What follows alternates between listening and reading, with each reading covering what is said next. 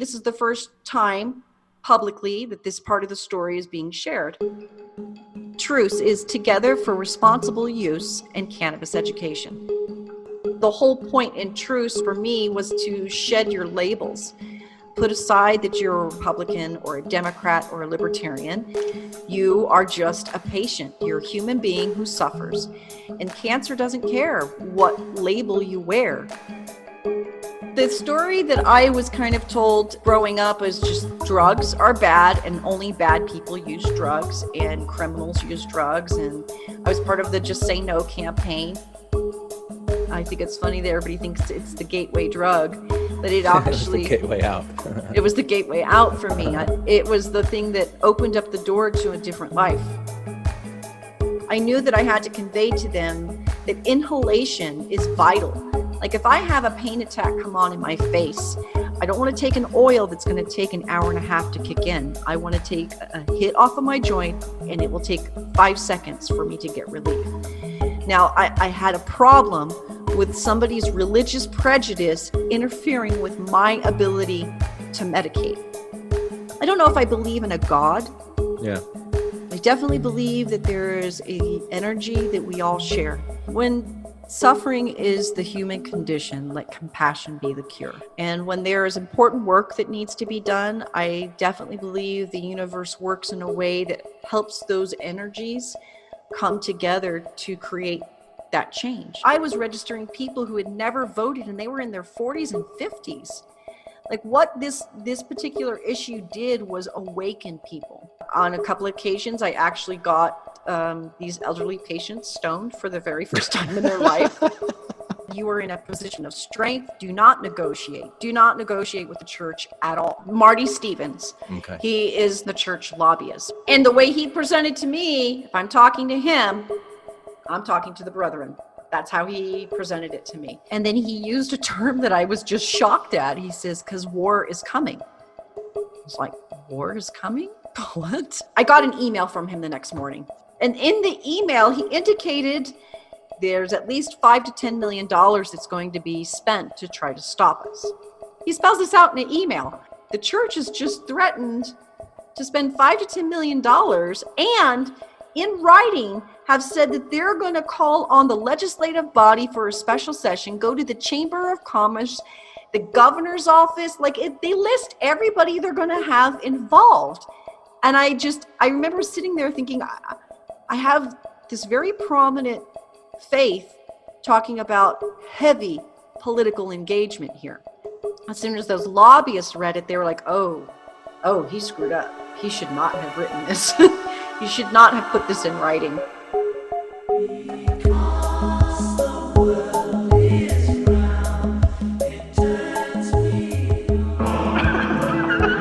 This is Infants on Thrones, the philosophies of men mingled with humor. We are the Quorum.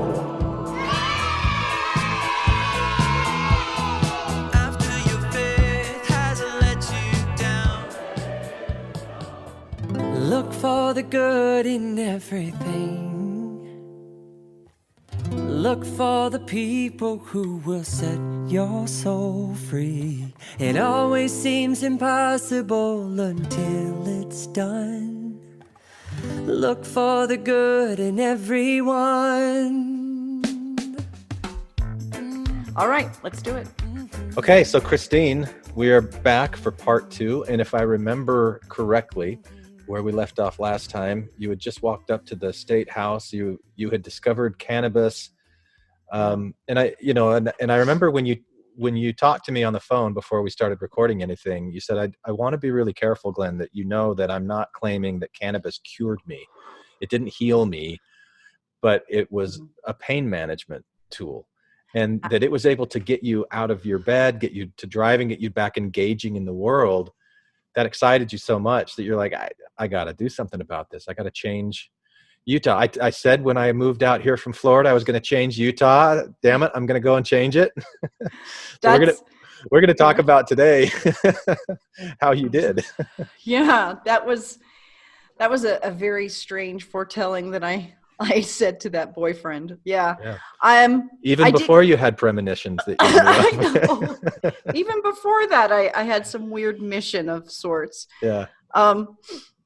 So yeah, I think the last time we talked, I had taken you guys up to the Capitol. I had met a female legislator. She encouraged me to get involved. And I spent the next 45 days up there during that session. And we just sort of, as a citizen lobbyist, you sort of stand outside these, the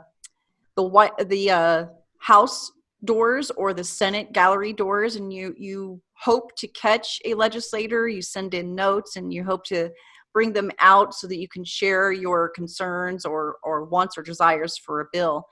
And that particular year, we were running a CBD only bill.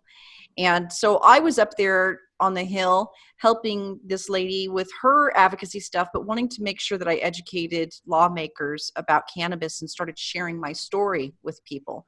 That was the biggest thing, is I just wanted to share my experience with cannabis. And what year was this, Christine? This was in 2014 that I made it up to Capitol Hill.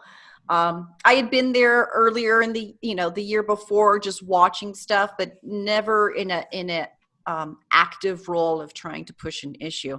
And did I remember right? It was 2011 when you tried cannabis, and it was correct. Over 6 months or so from then that you had right. your. Yep. Right. I had my experience and started driving.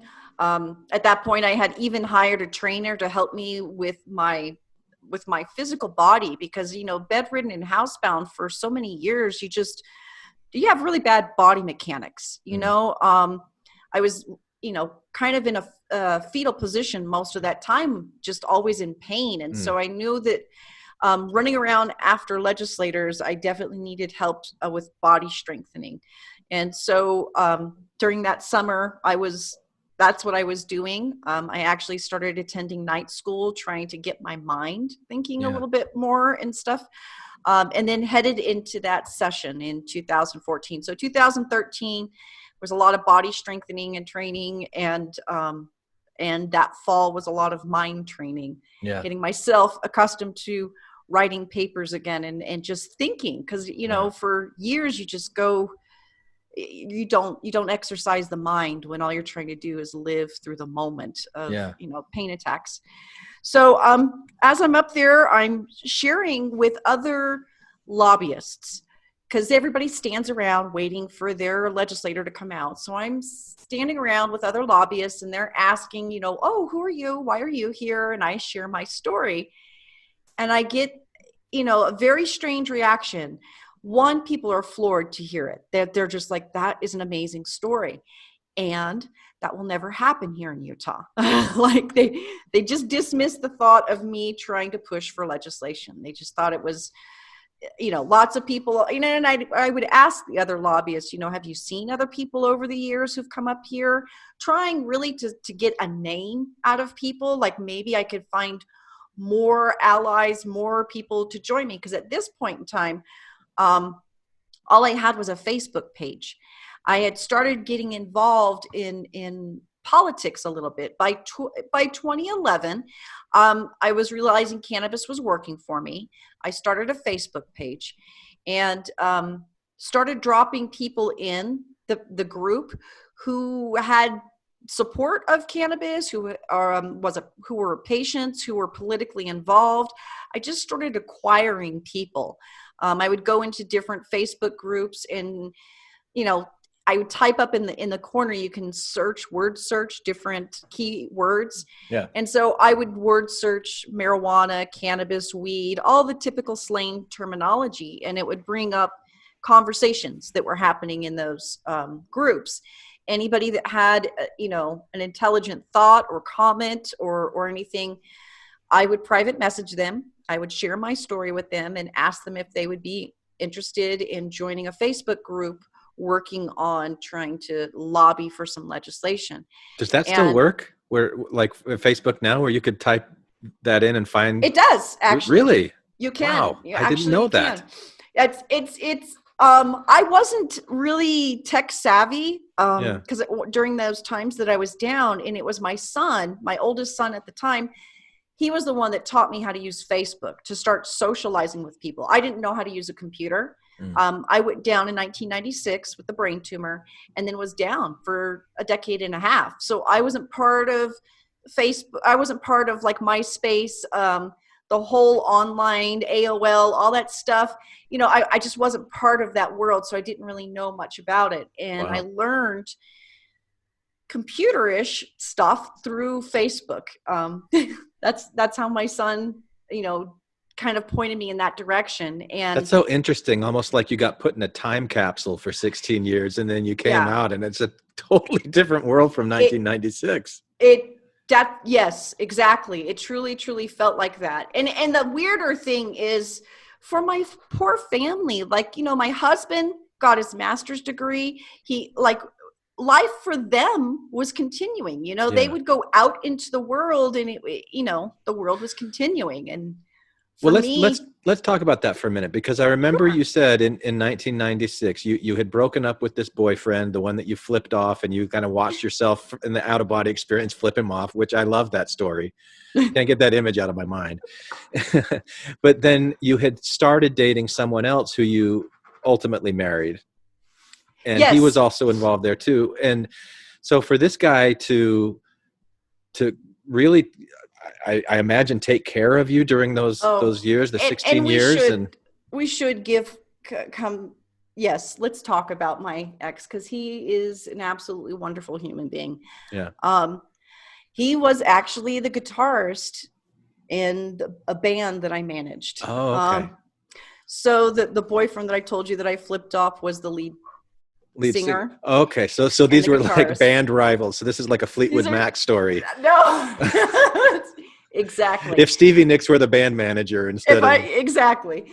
But so he knew me before brain surgery. Mm-hmm. We were friends. We got along. He was like the responsible one out of the band. Like if shit was going down, I was like, hey. He was the one that kind of I would go to, and we would problem solve, whether it be venue issues, bill, whatever. It was usually him and I that were doing that. So after surgery, he was just there. He came up. Ironically, I had brain surgery on his birthday. Oh, so wow. He actually came up with my ex to the hospital. Because, you know, we were friends. We cared about each other. We did. And so after surgery, he stayed around. He just stayed around. And apparently when I was kind of in and out of coming out of the coma-like state, I asked his sister, who was there in the room visiting me one day, about him. And she felt like that meant something, and so she really encouraged us to date and do that. It was a very sweet, kind romance. He was extremely attentive, not just to me but to my children too, and I just have a tremendous amount of respect for him. Yeah, I do. So when you mentioned last time that after you came out of that coma and had that near-death experience, that there were moments of like premonition where you kind of knew things. Like, did you, in what you said to his sister, did you say something like a premonition, like, I know we're going to be together? So was there anything like that? It was a little bit, yeah. And then I think that's why she was encouraging of him to come up, because I was calling for him. Yeah. And I've had.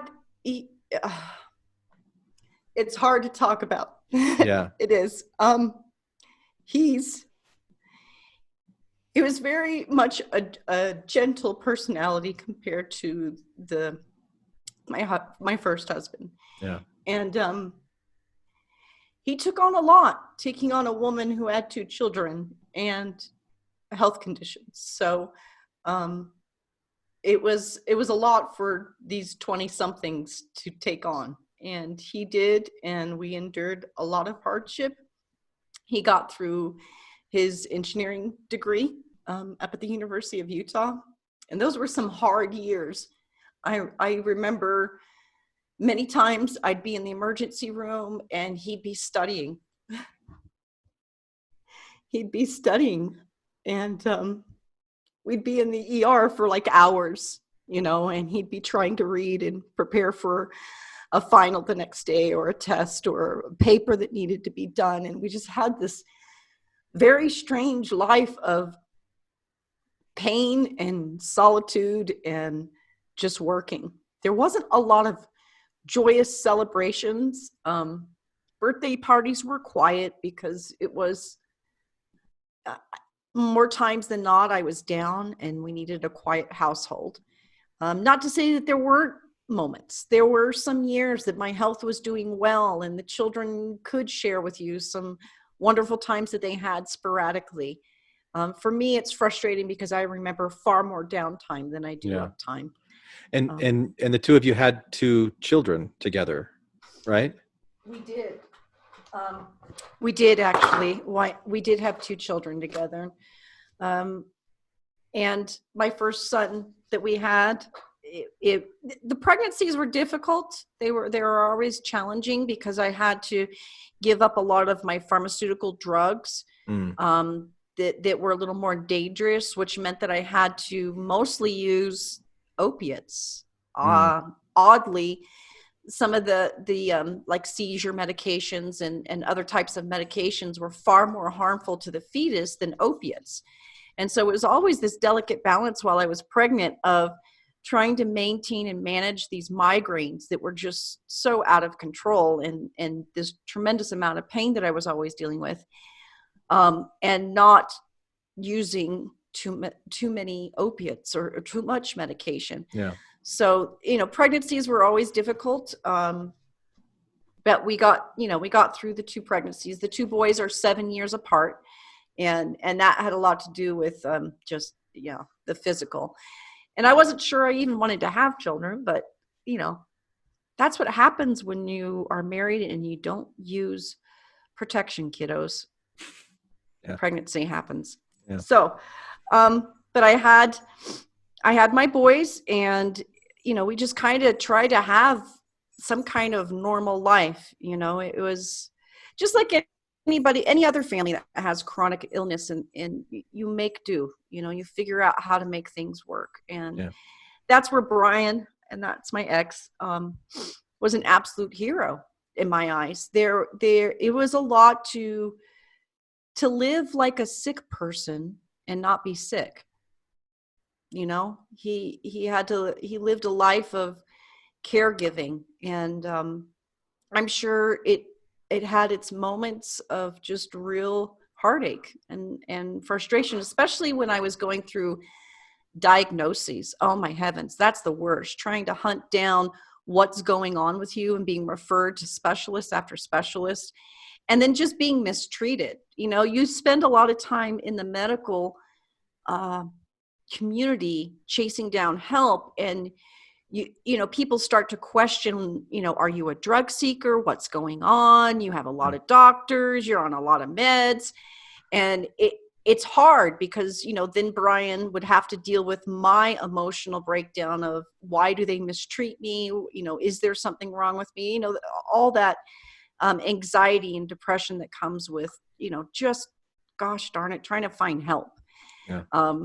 And so there's a lot of that where he, a person can only take hearing a loved one screaming and writhing in a room in the house for so many hours before they're like, okay, I know what's going to happen when we go to the emergency room. They'll give her a shot because I metabolize opiates and pain meds just really quickly. By the time we got home, the shot would be wearing off. We lived 30 minutes away from a hospital. So by the time I got home, the pain meds would be wearing off and we'd be kind of back in the same position where, I'm in pain and I'm not comfortable and I'm not sleeping and I'm throwing up in the bathroom. And it's a very, can be a very depressing life year after year like that.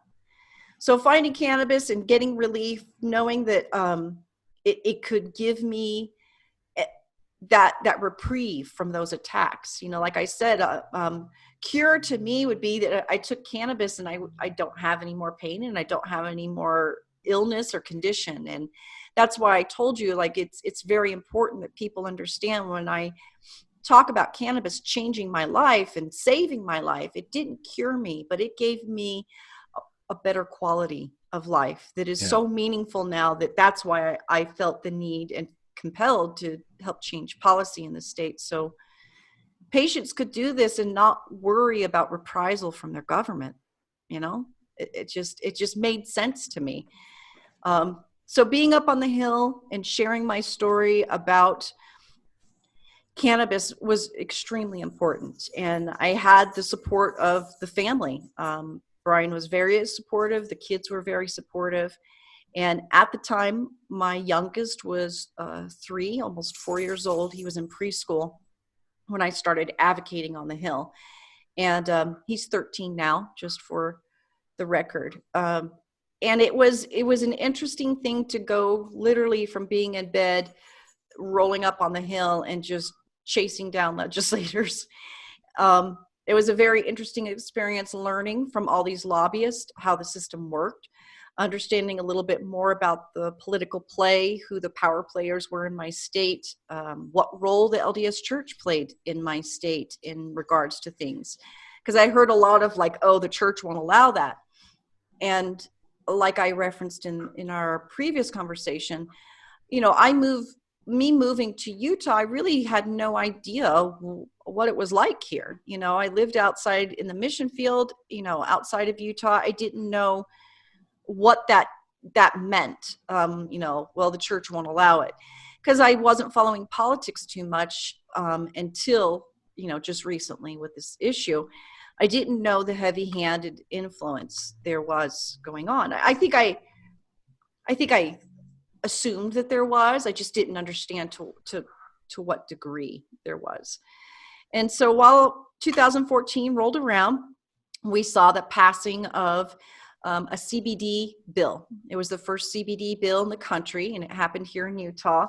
A senator by the name of Steve Urquhart was the Senate sponsor, and the House sponsor was Gage Frower. Gage Frower happens to have the same exact brain tumor I did, but he had complete removal of his. So I remember finding out these little tidbits, and a lot of lobbying is that, finding out little stories and tidbits and going and talking to the legislators or whomever it may be. I encouraged them to push for the bill to be a little broader. They were preaching that CBD was the only medicinal part of the plant, and we just knew that to not be true. We had Marinol, synthesized THC. We know that THC has value. And so I was very concerned about this misdirection and disinformation campaign they had started. Because honestly, in my discovery of cannabis, I grew to understand the drug war far more detailed and more intimately than I did as a child who was just a daughter of a narcotics officer. Tell me the difference. Tell me the story that you grew up with as a daughter of a narcotics cop, Miami Vice guy. Mm-hmm. And then what was the real story that you found out later? The story that I was kind of told, growing up was just these drugs are bad and only bad people use drugs and criminals use drugs. And I was part of the Just Say No campaign. My dad never gave me an understanding of where they came from. They just were here one day, like they've always been a part of society. So I never understood the origin of drugs. I just knew being a kid, listening to my dad's friends, we have a lot of barbecues and get together, pool parties, baseball games kind of thing. And just listening to the guys talk about this bus, that bus, that kind of thing. The language that they use, the derogatory terminology that they use, referring to different people, scumbags, that kind of thing. Yeah.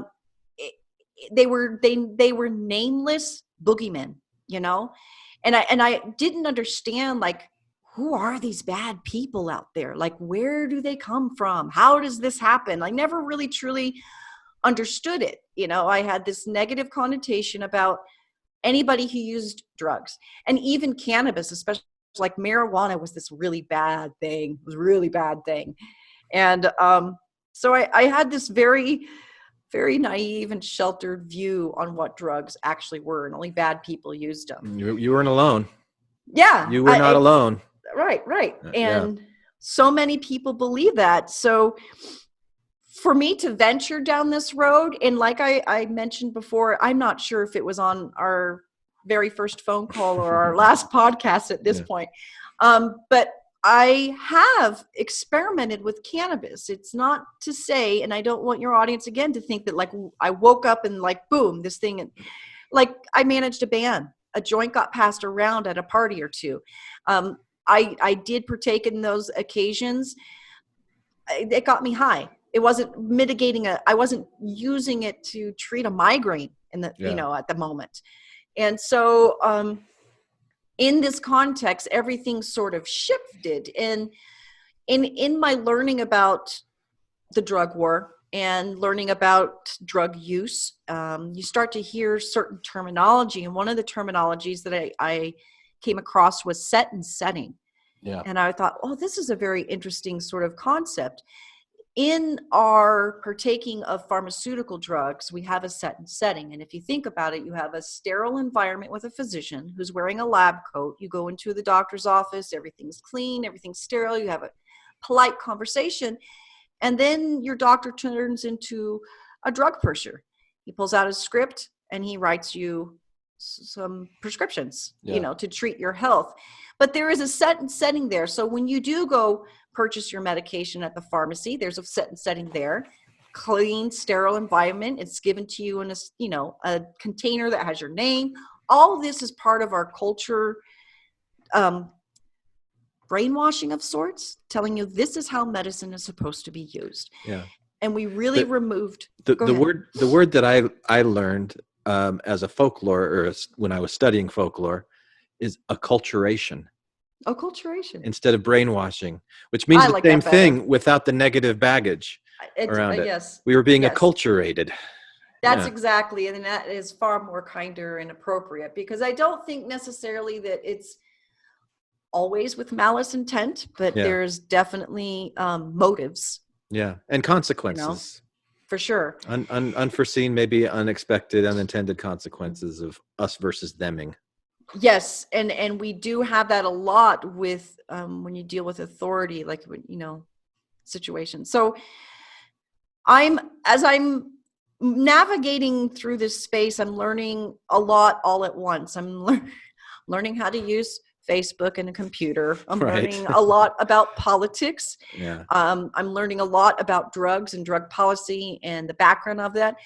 But even deeper, and people take this for granted, and I think it's really important people understand this. Those who have been removed from society due to illness, disease, or condition do have some emotional stunting and that happens. You know, you don't think about, you get exposed to relationships every day. You go to the grocery store, you develop a relationship with your checker. Same checker, same line, you know, we're all routine. We live in that. You go to work, you have coworkers, you develop relationships. You learn how to navigate human relations through this. So for a chronic pain patient or a patient who's suffering from illness, the most they get to interact with are their caregivers or their loved ones. And it makes for a very emotionally stunted growth for a person.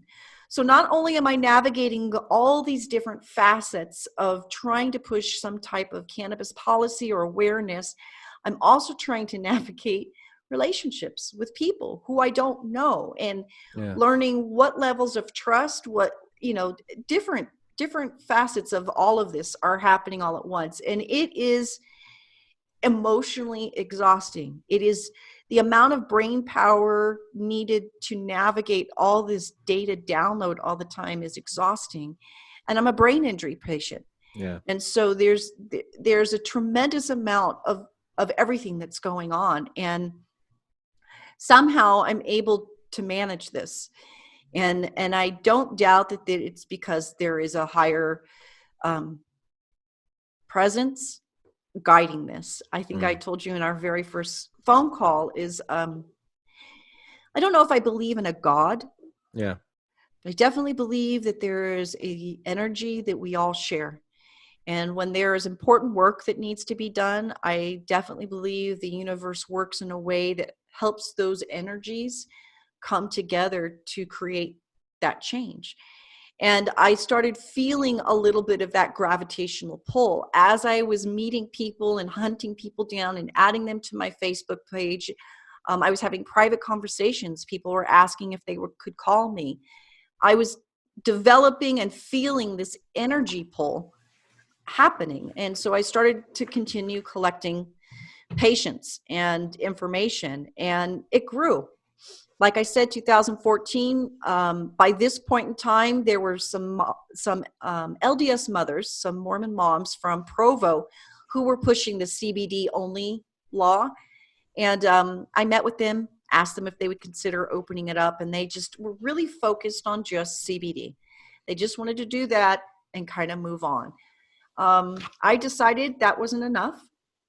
And after the close of the 2014 session, which ended in March, I decided to continue on, and I wanted to find somebody who could run a whole plant access bill.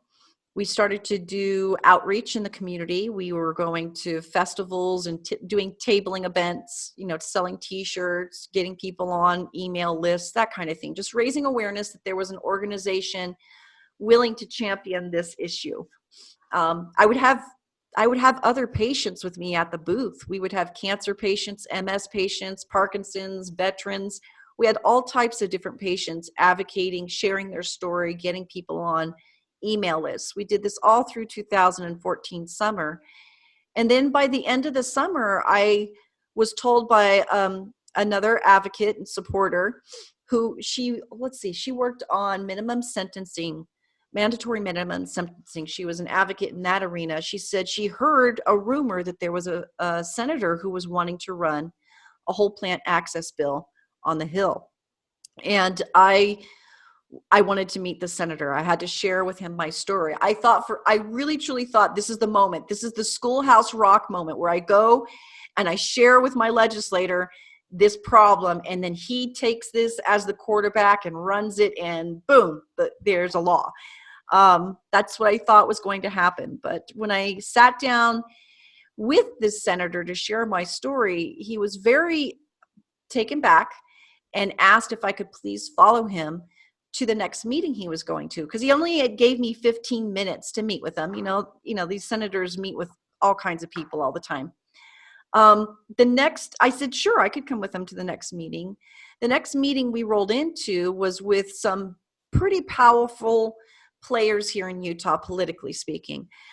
There was a gentleman from the Sutherland Institute, which is a very conservative think tank, a lady from Eagle Forum, which is another very ultra-conservative right-winged think tank, and then the Medical Association was there with their physician and their ED. And I came with another patient. It was just me and another patient. She's a Crohn's patient. And we shared our stories with them. I brought literature material with some studies and data to back up what we were talking about. And those organizations, kind of grumbled and gruffed and told, Senator Madsen, look, we just don't like the smoking component. And they left the room. Except the one lady with wait, hang on. Can I interrupt? Sure. So you're showing them the efficacy of this, like naturally growing thing, and their response was that they didn't like the smoking of it. Yeah. Okay. They didn't like the smoking of it, and so. And what Senator Madsen was trying to do is give these organizations he knew were going to give him problem about this particular piece of legislation a heads up so that he could take their concerns into consideration. And and for me, my pitch to Madsen is that I've been smoking it. Like up to that point, I was smoking it out of a pipe. Like like with you before we got on the air, I was smoking a joint. Like that's how I learned to consume this medication.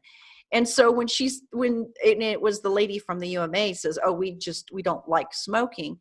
I knew right then and there what I was contending with. And I'm sure many of your listeners know. We are dealing with a prejudice that is based around the doctrine of the word of wisdom for LDS members. So they don't like smoking. They don't like it. And so I knew right then, because I had been using that term smoking in there because that's how I consumed it. I knew that I had to convey to them that inhalation is vital. Like if I have a pain attack come on in my face, I don't want to take an oil that's going to take an hour and a half to kick in. I want to take a hit off of my joint and it will take 5 seconds for me to get relief. Now, I had a problem with somebody's religious prejudice interfering with my ability to medicate. But I bit my tongue and I let that lady leave the room. Senator Madsen turned to me and my colleague and said, I don't know how to run a dog and pony show. I don't know how to get a bill passed and I need you guys' help. And me and my friend said, we can help.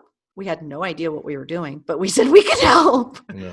Like, sure, we will help you no matter what. And we knew when we walked out of that office that the biggest thing we needed were patients' stories, more patients like us. And we needed more patients everywhere in the state, throughout the entire state. Every district and every county had to have a local hero calling their legislators, championing for access. And that's really what we started to do. My friend and I started a nonprofit, Drug Policy Project of Utah. My hope was to tackle drug policy reform, and cannabis being the very first issue. And so we went into that session of 2015 as Drug Policy Project of Utah. We had I probably had 7 or 8 patients that I had found through Facebook and everything that I had come up. They did a small little press conference.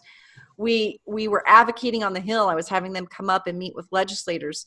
Other individuals started to hear news about this. I did my first interview with Salt Lake Tribune, and other patients saw this on the news. And so a few more people started trickling up to the Capitol. And when they would get up there, they would try to talk to Senator Madsen. He would point them in my direction and say, go talk to Christine Stenquist. So I would capture these patients, take their information, teach them what was happening, where committee hearings are, how to lobby, how to find out who your legislator is. Just kind of taught them the process. And anytime the press wanted a patient to interview about this, I stuck a patient in front of the camera, willingly, of course. But and that's how we started raising awareness in the state. I was very careful making sure that I was putting, and this is delicate. You have to understand that it's a very conservative state. So I had to be very mindful about the individuals that I would put in front of the camera or put in front of a legislator. They had to be presentable in the sense that I needed people who weren't heavily tattooed or had facial gauges or earrings. We have 90% of our legislative body is active LDS. And it wasn't a prejudice thing towards individuals who are colorful characters. It was trying to match the exterior so that the legislator wasn't caught up on the packaging, that they would miss the message. Yeah. So the message was far more important. So we were looking for conservative in appearance individuals to share their stories. Because we did have many people who weren't active LDS who advocated with us. The whole point in TRUCE was, for me, was to shed your labels. Put aside that you're a Republican or a Democrat or a Libertarian. You are just a patient. You're a human being who suffers.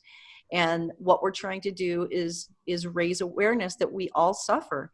And cancer doesn't care what label you wear. It comes and it harms everyone regardless. It doesn't have a prejudice. Yeah. So that was a lot of what we were trying to do, is not just raise awareness about cannabis, but trying to build a bridge. The naming of TRUCE was intentional. We wanted a truce to the drug war. We wanted a truce to kind of our differences. And if we could set our labels aside, maybe we could get more people aware of what was happening. And it did. And tell me again what it's an acronym for. TRUCE? Together, TRUCE is Together for Responsible Use and Cannabis Education. Okay. So we were doing heavy cannabis education out in the community. We were hosting panel events in libraries. We were running documentary series, especially The Scientist that is the story of Dr. Raphael Mechoulam, who's based in Jerusalem, sharing with the community that there's real science here to help patients. And then also educating about the drug war, how this all started, and that cannabis used to be part of our pharmacopoeia. It used to be in our medicine cabinet, our medicine cabinets, until politics came involved. In the 1930s, we started seeing Anslinger and a bunch of other things happening. So educating our community about all of this, people really started to question, why is this prohibitive? See, I didn't know that. I didn't know that history, that it was part of the mainstream medicine until the 1930s. And we don't need to spend a lot of time with it, but could you touch on it a little bit? Because that's interesting to me. Sure. We did have just without going down that huge rabbit hole, because I'm sure we could talk about that for hours. We actually could. But it was part of our pharmacopoeia. It was known as cannabis in our pharmacopoeia. And what happened and how the story goes, and it's always got to be careful about history, because you hear one story and you don't always know how accurate it is. But the common myth within the cannabis space is that Anslinger, who was in charge of the then, before it was the FBI, but was in charge of that alcohol prohibition was ending. Mm-hmm. And they needed a new something to keep their doors open and keep the FBI going. So cannabis was the new dirty thing that he was going to take on. There was a few people, supposedly, as the story goes or the myth goes, also people were getting concerned who were in the paper industry about hemp becoming a viable commodity. And one of these individuals was the paper tycoon. And dang it, I forgot his name. His name just escaped me. Dang it. Oh, I'd be impressed. I'd be really impressed if you remembered the name of the paper tycoon in 1930. No, but he's very much part of the story, because he did a lot of slanderous propaganda on hemp and marijuana, and kind of was in step with what Anslinger was doing. So it was a very interesting dynamic to have an industry attacked from a political side, as well as other industries being concerned about its development. So there was this propaganda campaign that was started as sort of misinformation, disinformation thing. Instead of using the word cannabis, they changed it to the more Mexican term of marijuana, which is something that is commonly referred to in Mexico. The reason why they did that sort of messaging was to make it sound more exotic. There was definitely a prejudice towards Mexicans and others in our country. That's always been the case. And using cannabis as, the jazz cigarette, the darkies use it to seduce white women. All this stuff was part of the propaganda that went on with medical with cannabis, which was really hard, because, a lot of people were hearing the word marijuana in the paper, and they didn't understand that's the cough medicine that's sitting in your cabinet right now. That's what cannabis sativa is. And so they were able to start convincing people that this was a bad thing that needed to be squashed. They were running horrible stories. A guy killed his family because he was whacked out on a marijuana cigarette. This is the kind of things that they were seeing. Yellow journalism is what it got termed as. This just smear campaign was happening. So in the 30s, 1937, there was a push for cannabis to become prohibited, and it became illegal. There was the marijuana tax that happened. 5 years later, Do you have a dog in there? I do. Oh, She what's his came name? in. No, it's okay. Luna. It's fine. Luna? No, Her name's Hey, Luna. Christine, I want to thank Luna for being part of the podcast. I just wanted to be sure what I was hearing there. It's not a problem at all. We love you, Luna. She slipped in here. She's a good little sport. Yeah. But as far as back to the cannabis history Yeah. was, so there was a governor, LaGuardia of New York, who did not believe this crap that the government was pushing, that cannabis was bad. And he conducted a study, a 5-year study. And in 1942, 43, the LaGuardia study came out that had 33 scientists and social workers and different types of people involved in the study that proved that cannabis was not all these things they were claiming it to be.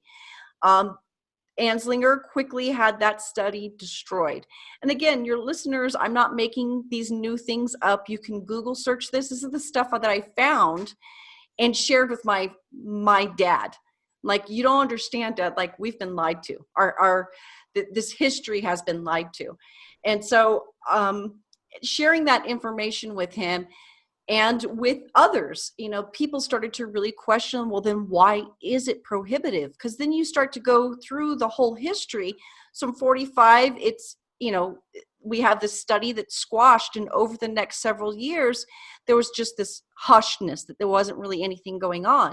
And in the 1960s, a young scientist by the name of Dr. Raphael Mechoulam was commissioned by a U.S. senator to do a study on cannabis because his son had gotten busted by, law enforcement regarding cannabis. So this started this scientist, this Jewish scientist, starting to isolate different compounds in cannabis and trying to learn and get a little bit more knowledge on what this plant material is and how it relates to the human body. He discovered back then in the 60s, he had isolated CBD and THC and had discovered that there had been some effects on CBD with epilepsy patients. They had been doing a study on epileptic pediatric patients. Nobody wanted to do anything with that. And that sat in silence for years and years and years. Then you start to see things pop up in the 80s and the 90s. You're starting to see these different studies. There was a study done in the 90s, in the 80s, comparing Marinol, which was a synthesized THC that I told you about, and smoked cannabis, and if they, which was more effective.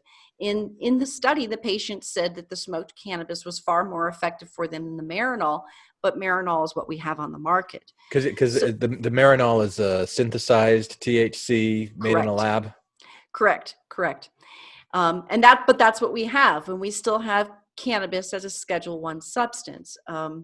For your listeners, Dr. Raphael was doing those studies in the 60s, and as some of your listeners may know, or maybe may not know, the Controlled Substance Act, which was pushed by Nixon, happened in 1971.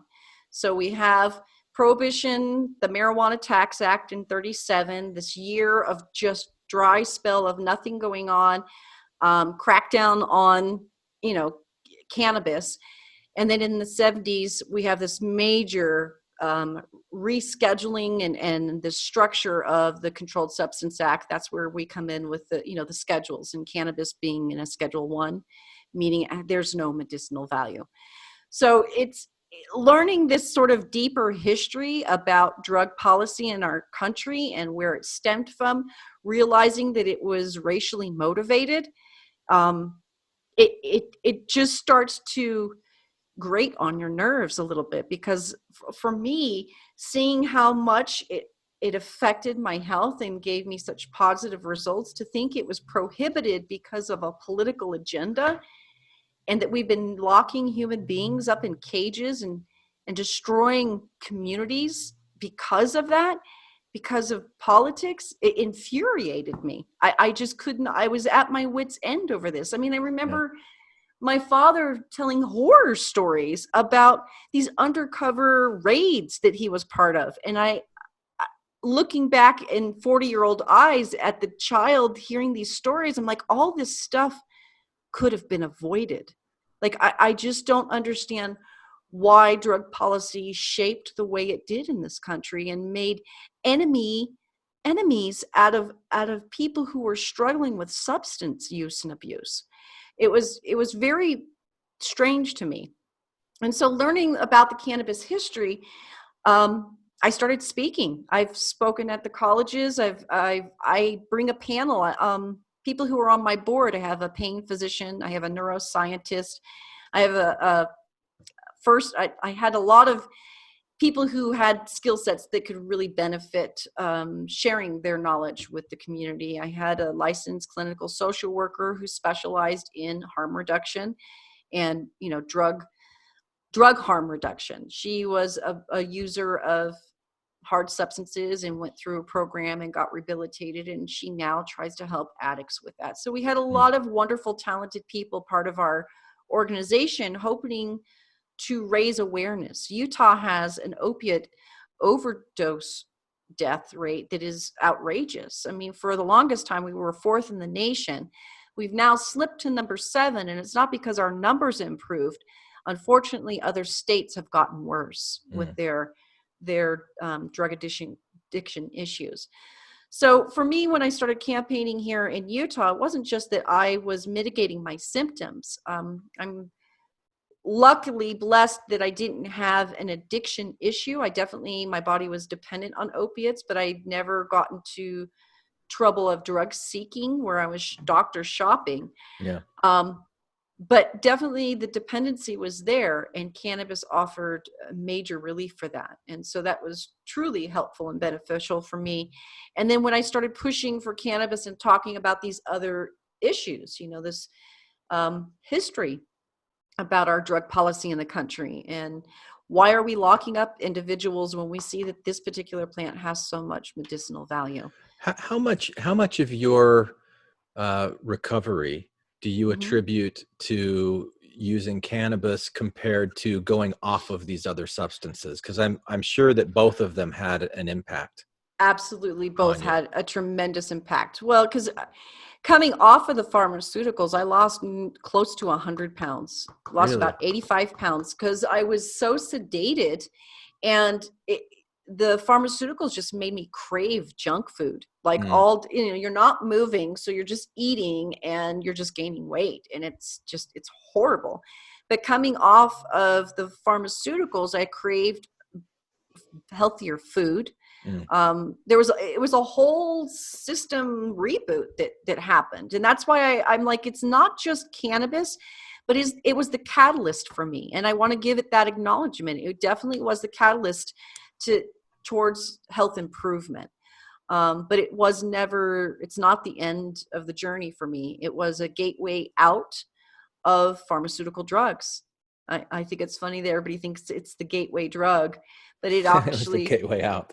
It was the gateway out for me. It was the thing that opened up the door to a different life. And because I always look at, the pharmaceuticals that they give out, and there's all this long list of potential side effects. And I imagine when you're combining this and that and all of these different cocktails of prescription drugs that you had, that it would impact just everything in your life, your overall mood and just depression and always. And going back to give my ex a nod, like it does affect your mood. It affects your personality. Yeah. Opiates affect your personality. They absolutely affect your personality. But chronic pain and chronic illness and severe depression, all of that, it wreaks havoc on a person. Yeah. So that's why I was so adamant about pushing for policy change in this state. Go that many years so isolated from people and places and things. I knew other people were suffering. I knew other people were suffering in this state, and they just didn't have to. So, I mean, that's really the big reason why I pushed. as hard as I did, is you learn the history of drug policy in the state. And then when you have such a profound experience firsthand, it's wrong to be quiet about it. It just is. When your story yields itself to a cause, you absolutely have a choice. You can run or you can lean in. Yeah. And I chose to lean in on this one. And I remember you telling me when we talked on the phone, I don't remember the exact numbers, but I remember that it was really impressive that at the time you started this, support for medicalized cannabis in Utah was at one level. And at one point it got to an incredible level. And there was this little teeny tiny group that wasn't all that happy with that, which is kind of the direction that we're going. So could you give me those numbers and tell me? Of course. Yeah. So when I first started advocating in the state, and people can Google it if they would like to check my numbers, we were polling at 51% support of medical cannabis. That was in 2014. That was for the CBD only bill. And that's just where the support was. And fast forward to 2018, that's the year of the ballot initiative. We were polling in June of 2018 at 78% support. Was that for whole plant? That's for whole plant access, medical okay. cannabis. That was, yes. And do you happen to have like the whole plant statistics for 2014, or you only had the polling data for the? It's just, I think for then it was not listed. It was just medical cannabis. We didn't clarify, like, was it oil? Was it flower? It was just, what is your support for medical cannabis? And that's, according to whatever the population understood medical cannabis to be at that point in time. Yeah. And in 2014, we only had whole plant medical cannabis. There was no such thing in any other state of CBD only anything. Yeah. That wasn't a thing in 2014. So for those who don't know the history, I'm sorry, go ahead. So it went from 51 to 78 in Correct. 4 years? In 4 years. And I know you didn't want to take too much credit for that, but your organization and people that were involved with you, how much of a role do you think that TRUCE had in raising awareness and gaining that support? Significant. It was. What kinds of things did you do? We got patient stories out. We did videos. We did panel events. I spoke anywhere and everywhere people asked me to come. I've been in different areas of the state. It was doing interviews. I did a lot of interviews with the press. When I did interviews with the press, I'd always take a little bit extra time to educate the press, because I knew this was an issue that not everybody understood. And it was important to me that they asked good follow-up questions. So a lot of my energy and effort was educating media and individuals. I developed some relationships with legislators and county commissioners and some prominent figures in our state to help educate them. It was just an education campaign. We did some email blasts. We did a little bit of newsletters, not a lot. It was mostly social media and public outreach, just getting out there, being on panels. How was this funded? Most of it was out of my husband's generous donating of time and effort, but it was from pleading on Facebook for donations. We didn't really have large donors. We've always been very, very modest. We don't have people who take salaries. So it was just donations, fundraising that I would do on Facebook. I think I got 2 large donations from 2 donors in a couple of $1,000, $10,000 range, which was phenomenal. Yeah. That helped pay for one of our polls that we did. We did a poll back in 2014, trying to get an idea of where everybody was sitting on medical cannabis and stuff. So that's how you got that 51% number? Not that number. That was done by a newspaper, I think. Okay. Our poll was done in 2016 or 15. And that poll was then showing we were starting to really get people excited. It was showing that we were at 70% support. So the support went up really quickly. I always made myself just available. I just wanted anybody who wanted to learn about it to have access to me. I've told you so much. I don't know why I wouldn't be telling you more, but I had several articles that were on the front page in the paper, and the reporter who did that would, they would message me and say, hey, I've got this patient who wants to know if they can reach out to you. And, I'd give my personal information out. I got on the phone and chatted, and a lot of these people were elderly LDS individuals who were afraid to talk to anybody about it. Wow. And for whatever reason, because they saw me in the paper, I looked, conservative enough for them. They felt comfortable enough to talk to me. I'd show up to their house and I would teach them and show them what cannabis looked like. I would bring my cannabis books. On a couple of occasions, I actually got these elderly patients stoned for the very first time in their life. I know. But I had a vaporizing machine. I had something called a volcano. Yeah. And I always brought the stuff in case they were curious. It was never with the intent, I'm going to go get them stoned. Yeah. It was if they, I brought off some printed material, and I would sit and I probably spend about 2 or 3 hours with them. And generally on both occasions, it was with the spouse there. The elderly spouse was there, and I would get them high and we would talk and we'd sit there and I, kind of babysit them as they're experiencing cannabis for the first time. Yeah. And what were some of their conditions that they were looking to have mitigated? One lady that I went and saw had some neuropathy pain and stuff in her feet. I think she had diabetes. She had multiple surgeries done on her feet. And so there was a lot of numbing and pain. She had pins and rods. So she was dealing with chronic pain.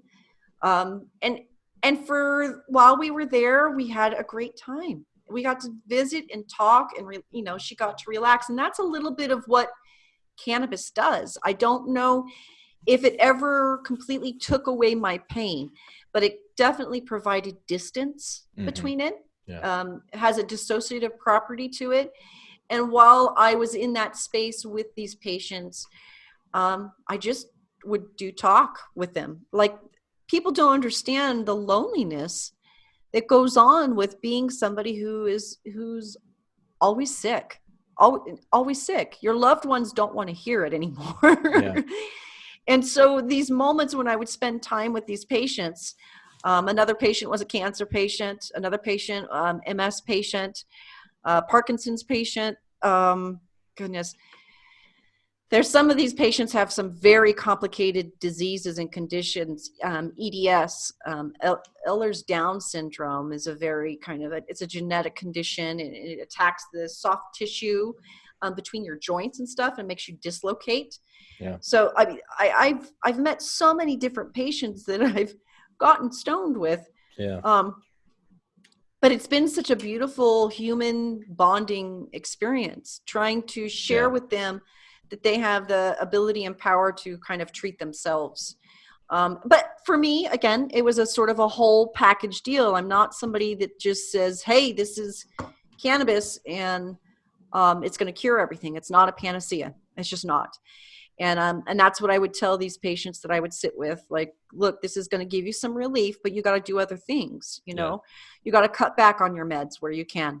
You got to start skipping some doses, let your doctor know that you want to taper down, and replace those sedating type medications with your cannabis. If you're taking sleep aids at night, just use the cannabis at night.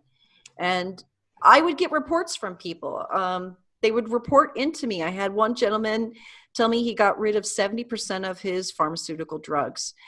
And that's fantastic. Not everybody's going to have the same result I did coming off and being completely pharmaceutical free. But mitigating to 70% of the dosage that this guy was on, that's fantastic. It gives him a ceiling, it gives him wiggle room to, if he has a pain attack, he can go up, and now we're not dealing with life-threatening dosage dosages, Yes, but because you did that, there's probably a pharmaceutical sales rep out there who did not get his Mercedes that year. This is true, and I'm so not disappointed about that. Okay, You know, well, go ahead. well, I was just going to say, I haven't had the same relationship with pain that you've had, but I do have a degenerative disc in my lower back that I've had since I was 19 or 20 years old, and so I've had this chronic pain just nagging all throughout my life. And there was a period of time when it was Norco or Loratab that I was getting prescribed by my doctor, and these opiates that helped a little bit. And and like you, I was lucky. I don't think I ever got addicted to them, like emotionally or mentally, addicted. Maybe like I could tell my tolerance level would change. Right. But I had a doctor explain to me that what happens is that it actually increased the number of pain receptors in my body. So it was kind of having the opposite long-term effect that I wanted. And then in 2016, I moved to Arizona, and we had the legal cannabis here. So one of the first things I did was go and get a prescription. That's perfect. And, like doing that, and then combining, like being more active, going on hikes, it really made a difference in my life and getting off of the opiate. And not that I was taking them all the time, just when I would have like major flare-ups. But right. I'm able to manage that pain so much better now. It's almost like thinking of a different life. Yeah, I absolutely agree. That's something that I really liked about cannabis, is that it did offer an alternative for patients, because what happens so often is a patient goes in not thinking that they're having difficulties or have a problem. You have a flare back to back, and you're using medication more often, and it's very easy to see how you could trickle right into a sort of dependency situation. Yeah. That was a big reason why I wanted to help some of these patients, is that we all can relate to this. We have a loved one or somebody who can absolutely relate to that experience. So as I journeyed in meeting these patients, we kept trucking along on policy. It was crazy. I'd be up on the hill or out in the community doing something, an event or, a speaking engagement. And then during the days or in the evenings on the phone at night with different patients, or even, elected officials who said, I have a child that needs access. I was hearing from all kinds of people. So as time went on, we kept lobbying on the Hill. Different bills would try to get passed, and we came to the realization, especially after a couple of our, I would call perspective, or at least legislators who had the ability or the potential to write legislation and carry it, they retired. And so we didn't really have champions on the Hill that can help us. We just had opponents. And we realized we weren't getting anywhere year after year. 2017, 2018, we just got garbage presented to us. We had like right to try bills. So if you had 6 months, if you were on hospice and you had 6 months or less to live, the state was going to let you try cannabis. But if after 6 months you hadn't died, you couldn't use cannabis anymore. It's just horrible legislation. So who's coming up with these ideas? And it's like, this is acceptable. Where does stuff like that come from? Do you want to know the legislators' names? Because I don't mind sharing them. So it's just Representative Brad Daw, who is out of Utah County, was the gentleman that came up with that, and a pharmacist from down in St. George. These were the two gentlemen who ran these bills. They were both in opposition to cannabis to begin with. A pharmacist obviously has a conflict if he's trying to write cannabis legislation. Yeah. And then this gentleman, Representative Brad Daw, was part of an anti-drug organization. He sat on their board. So he was already, he already had his prejudice. So these were the people who were left on the Hill to run this bill. And I'm Madsen, assuming that both of them were members of the anti-drug church. they are, in Yeah. fact, Right. they are, I'm sure, devout priesthood holders.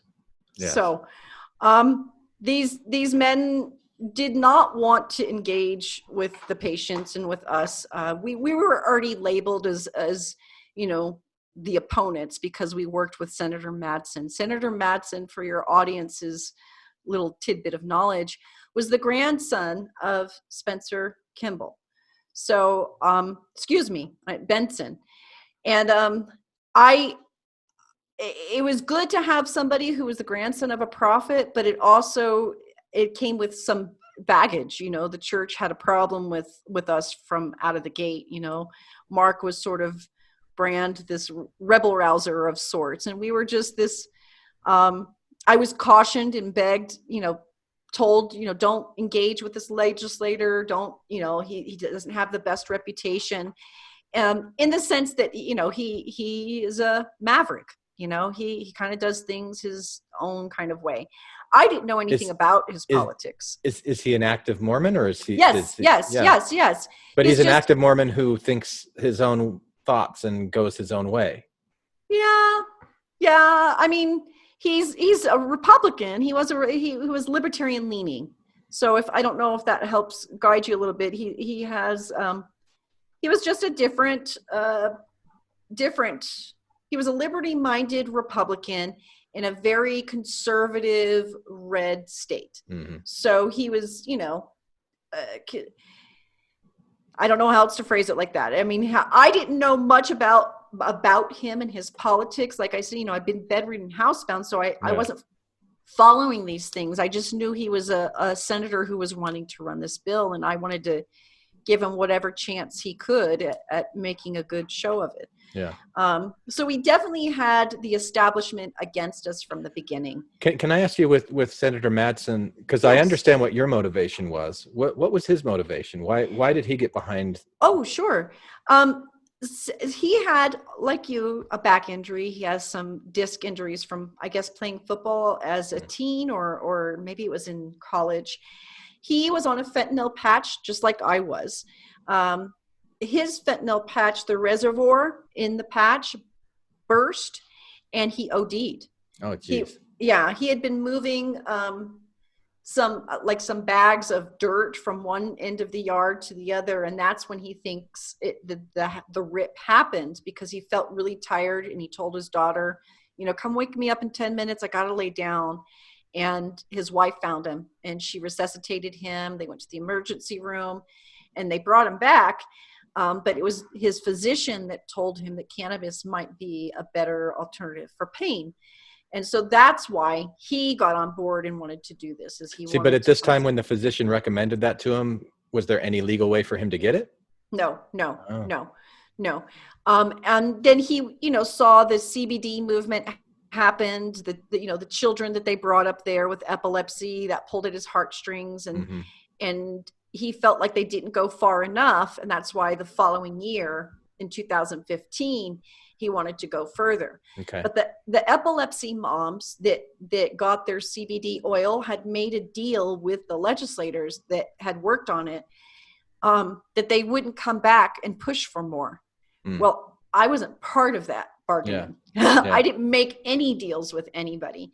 So more people started to show up and say, hey, well, my child needs THC for these seizure controls. Yeah. And so those patients got fed to me. And then, like I said, when something important has to happen, the universe sort of just pulls people together. Yeah. Mark was extremely happy to meet me. I was thrilled to meet somebody who understood that there was more components to this plant going on than just a CBD thing. He was very open to hearing. We introduced him, and I say we because I referenced my colleague earlier, the Crohn's patient. She has an incredible story herself, but she was a cannabis journalist, and so she's very connected to a lot of the physicians and researchers in this space. She's done most of their interviews. So she was able to connect the senator with these figures, with dispensaries in Colorado, so that he could get a deeper education on this plant and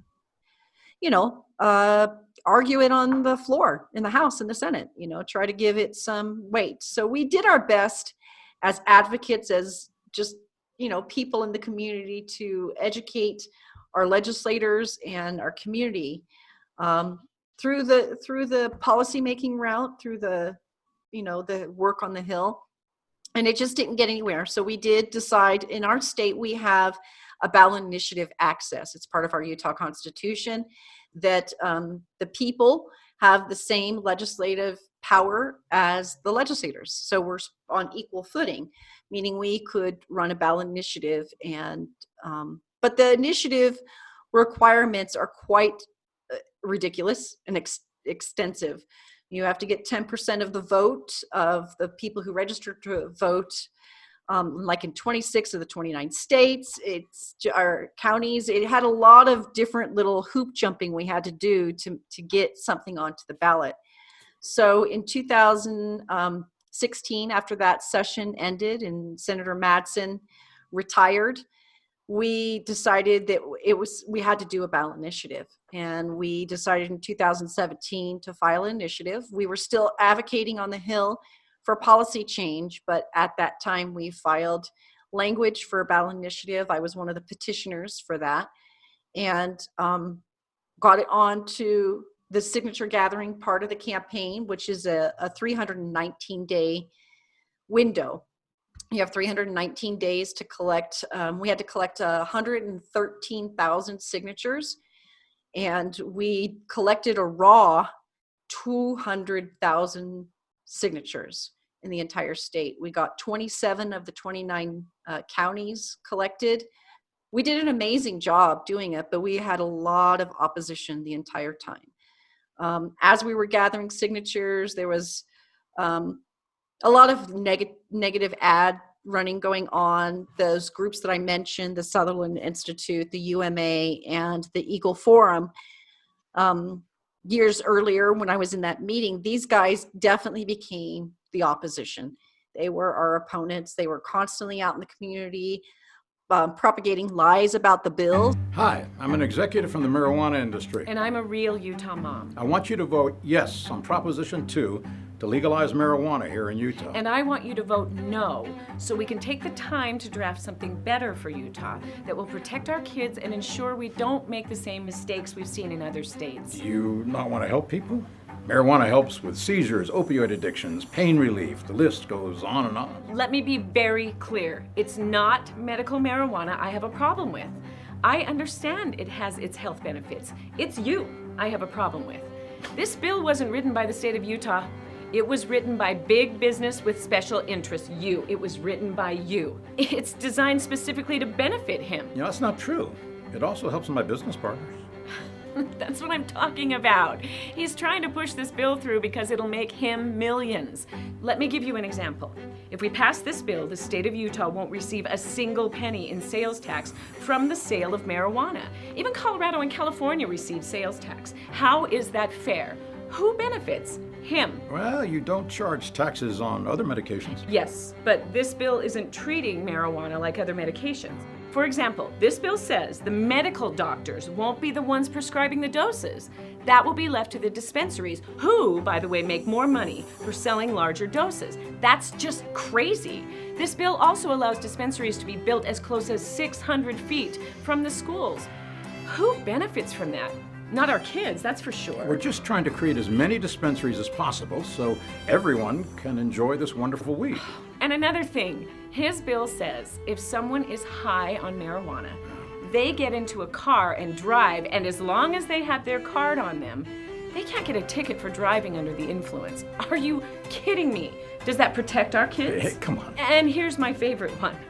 The bill requires absolutely no ID check at the dispensary to pick up marijuana. So there's nothing to stop a kid from taking their parent's card, walking down to the dispensary, that, by the way, is 600 feet from their school, and getting pot for all their friends.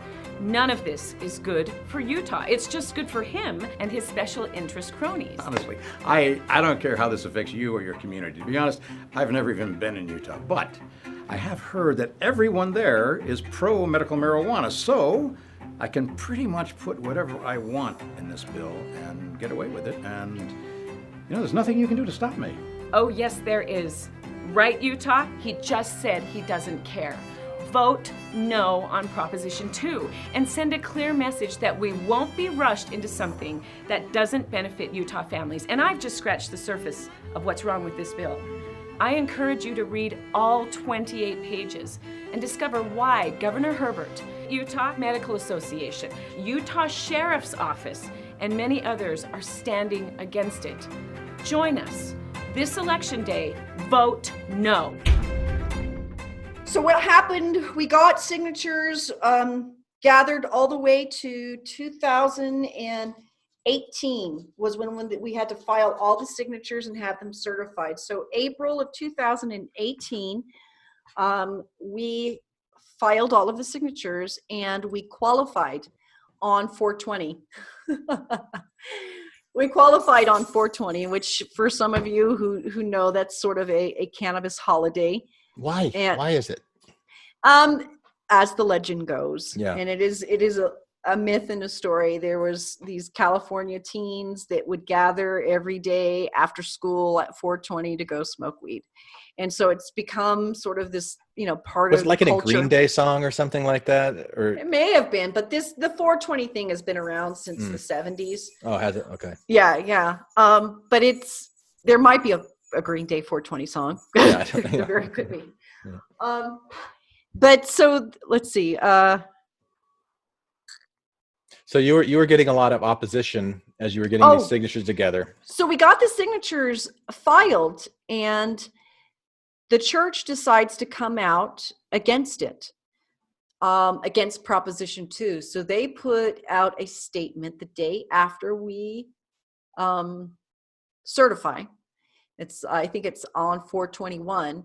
They sent out a statement. It's on a Friday. It's a Friday dump. So I don't know if anybody follows politics, but if you want to bury a story, you do it on a Friday dump. Mm-hmm. And so they do on a Friday dump. The church puts out this statement that they are against Proposition 2 and, this whole thing. Well, one of my board members, who was my vice chair, is active LDS. I made it a point with my organization to have half LDS and half non-LDS people. Again, because we are in the state that we are, it made sense to me. I needed to be mindful about messaging and everything else. So this, my vice chair decides that he's writing the church. And it's great because he is a prolific writer when it comes to religious context. So he writes this quite lengthy email, fills it with all kinds of scriptures, and speaks, the language in which Marty Stevens, who is the church lobbyist and is also the church, was also the House Speaker previous, just to give your audience an understanding of the very thin line between politics and religion in our state.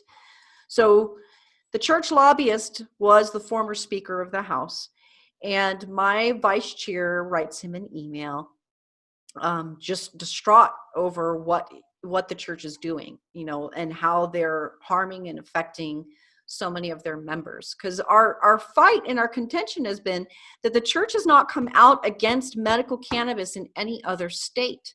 So why are they doing it here in Utah? They didn't make a stink about medical cannabis in any other state. And so he makes the argument and asks Marty if he could bring some patients in to meet with him. We have a group of LDS patients that he brought in. I have an advocate that I know from Australia who is the lead advocate in Australia. Her son has a brain tumor and she happens to be active LDS. So she's fighting for cannabis access in her country too. So she gets zoomed in for this conference. The vice chair takes these LDS members in and they spend like an hour or two bearing their testimony about their experience with cannabis and their desire for access. Marty agrees to meet with TRUCE, and I bring Epilepsy Association. Epilepsy Association is the group that passed the CBD bill. So I asked them to be part of the conversation because they are my allies in this walk. So it is me and Doug Rice, who is the president of the Epilepsy Association. He has a nonverbal disabled child who benefits from cannabis, and specifically THC. It helps control her seizures quite effectively.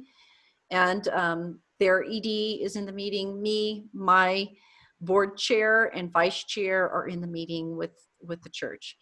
And during this meeting, Marty tells me that, he wants to stop the ballot initiative. And I explained to him that that's not possible. We've certified, it's on the ballot at this point. And this is June of 2018. We certified in April. And he says, well, then why are you guys in here? Why do you want to meet with me? And I had indicated that the bill that was going to pass had some major flaws in it. And TRUCE always knew it had flaws. We were working with allies who felt like the flaws that were in the bill were just minor, and it would be something we could build on legislatively. And so my desire was to get in conversations and talks with building that for the following year. The session was only 6 months away, so it's not unusual to start having that conversation so that we could start shopping language around. I'd learned enough in those past 2.5, 3 years that I knew that we needed to start having that conversation. The church didn't seem interested in building something better.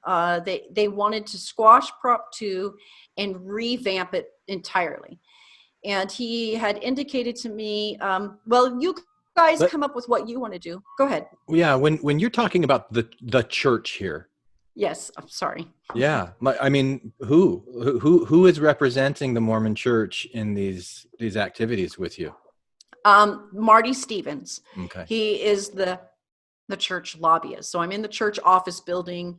That's his job? He's the lobbyist for the church? He's the lobbyist for the church. Okay. And the way he presented to me, if I'm talking to him, I'm talking to the brethren.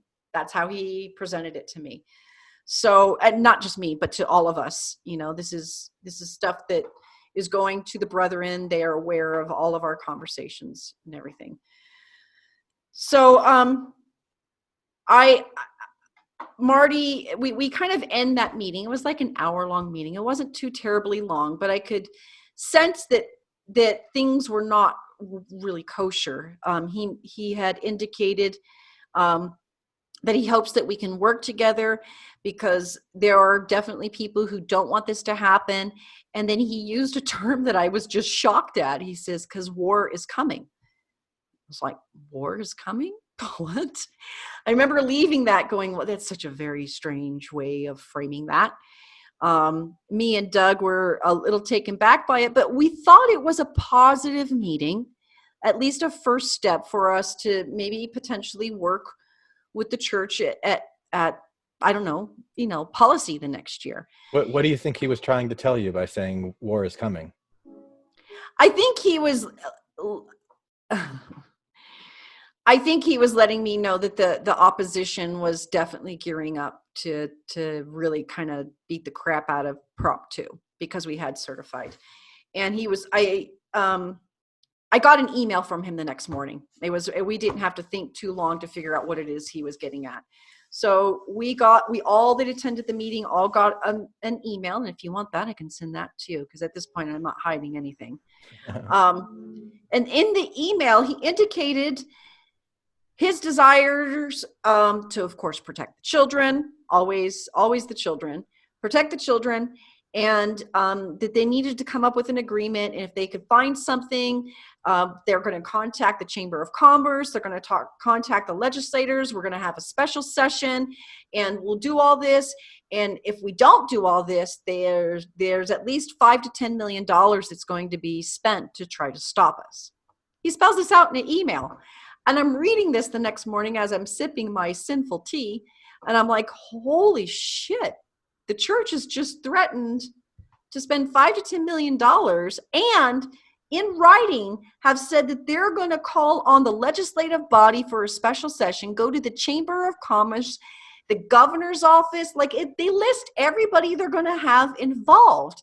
And I remember sitting there thinking, I have this very prominent faith talking about heavy political engagement here. And I was terrified. I didn't know what to do. So I turned to some friends who were experienced lobbyists who knew Marty Stevens. She was a former Speaker of the House. Or she wasn't a Speaker of the House, but she worked under the Speaker of the House. She was a representative and now a lobbyist. And I turned to her and I said, I've got this email I want you to read. I'm terrified to mail it, forward it to you. Because at this point in time, these guys are the giants in this state. What the church says and does affects everything. Absolutely. So I was in a position of where I was grateful I was able to have conversations and try to advocate for, LDS patients, and also extremely terrified of screwing this up. I know that so many patients need access and are really kind of depending on us to navigate these waters. So when I shared, she and her husband, who also is a lobbyist, have worked on Marty's campaigns, have been part of his, election process. I needed to understand what exactly he was saying. So we had lunch. I let her read the email because I had printed it off. I didn't let her keep it because at this point in time, I thought I was protecting the church, oddly, because I think what he had done was wrong and inappropriate. And so I was trying to sort of protect the situation a little bit before it got too out of hand. As soon as those lobbyists read it, they were like, oh, he screwed up. He should not have written this. He should not have put this in writing. And I said, well, how do I navigate this? What do I do? Like, how do we move from here? And they offered to come with me to meet with Marty for a second follow-up meeting. And I said, that was fantastic. I asked my board chair, who is not LDS, and me, and then these two lobbyists to go with me to this meeting. I did not want my vice chair there because he is active LDS and was already struggling with, some church. He was just going through a spiritual crisis, and I was worried and concerned that he would be easily manipulated in this situation. And so me and my board chair had agreed that it was best if it was just a small group of us and we went in to talk to the church. That didn't sit well with my board chair, and he crashed the meeting that we had with the church the following week. And it turned into kind of a very sticky situation. I refused to have the meeting with my vice chair there in the room, again, because I'd been in the meeting before and I watched the emotional manipulation that was going on. Was it the kind of situation where he had other bones to pick with the church that were kind of getting in the way of what he would, don't misunderstand. And I'm sorry if I presented it wrong. He is a very devout LDS member, and I think he was struggling internally because he's not from Utah and he moved to Utah, and there was a lot of things that I think he was struggling with. And I could see his desire to please Marty in that first meeting was so profound and so strong. It concerned me a great deal. I lost. So he wasn't my antagonistic advocate. towards the church. No, it was the opposite. No. He was very, very, very respectful, to a point of concerning to me, because in a lobbying situation, you need to have a level, even playing field, or you're not a good negotiator. And having this particular individual in the negotiations crippled our side. That's just how I viewed it. As a political strategist, that's just how I viewed it. And so it wasn't, but he couldn't get past, he thought he was missing out on something by not being in the meeting, and was very upset that I was telling him not to be there. And so he just decided to crash it. And Marty had already agreed to the individuals that would be part of that meeting, and he allowed this individual to crash it because he knew that there was a struggle going on. The vice chair, in desperation to be part of this meeting, and again, his ego getting too involved, started telling Marty that TRUCE was just anti-Mormon. And so that's where we started with this whole anti-Mormon bullshit happened, which is very frustrating to me. And honestly, this is the first time publicly that this part of the story is being shared, because my concern was this person, my vice chair, you become friends you become friends with these people you advocate with. You care about them. You love them. You get to know their family. You get to know their struggles and trials that they've been through in life. And I cared about this person a great deal. And I was very worried if our fellow advocates out in the world heard what they may view as betrayal, they would attack him. And it was such a stressful situation as it was. But I think it's important to tell and share now, because it's what the church did afterwards that just disgusted me, to be honest. They decided this was the angle to go, this anti-Mormon versus, the non-Mormon versus the Mormons. And it's so prevalent in this state. It's such an old and tiresome war that goes on here. And with TRUCE, we had, for the most part, quieted it to some degree. We weren't putting it out, but we had agreed that doctrine was not going to be discussed. It was not relevant to pushing for medical access. And so it wasn't a problem necessarily in the organization. Everybody had their concerns, because there was such a wide variety of types. There, even in the active Mormon space, you have different types of people who practice the faith. You have very Orthodox devout. Those are the ones that who do their family home evening every Monday and do their family prayers and their scripture readings. And then you have those who are more Jack Mormon, don't particularly care for the whole thing, but they do show up on Sunday because, everybody in the neighborhood does. So you kind of we had the whole wide spectrum of non-members and members. And when the church turned this into a non-Mormon fight is when it really got ugly that summer. So a couple months after June, Marty had just ghosted me. He would not respond to any of my emails. He would not respond to any of my text messages. He started just talking with that vice chair. My organization had, because of what he did and how he went about doing that, we encouraged him to resign from our organization, because we felt that he had breached our directive, our motives. He was not looking out for patients. He was looking out for his placement in all of this. And that really, I have a problem with that. At any rate, 2 months later, we get wind, and we're dealing with all kinds of crap out in the public now. There is happening, as I'm dealing with the church and all this and these conversations, we're allowed a 30-day window where people who weren't supportive of the proposition could go back out to the community, to people who have signed it, and convince them to retract their signature off of the ballot initiative. So a campaign had been started by the UMA and those in opposition to us to have people pull their signatures off of the ballot. And they were being lied to. They were told that all kinds of things were going on, that there was a new ballot that was being written because this one had some errors in it. I'm up one night. I don't sleep very well. So I'm up one night and a lady sends me a video of her recording this lie being told to her at her front door. Sorry, sweetie. Trying to announce your business. How are you? I'm doing pretty good. How are you? Good. Well, we are just listening to voters. It's okay if I talk to you right here?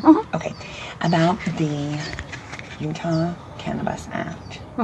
Were you aware that what you signed was not for marijuana, just for cannabis?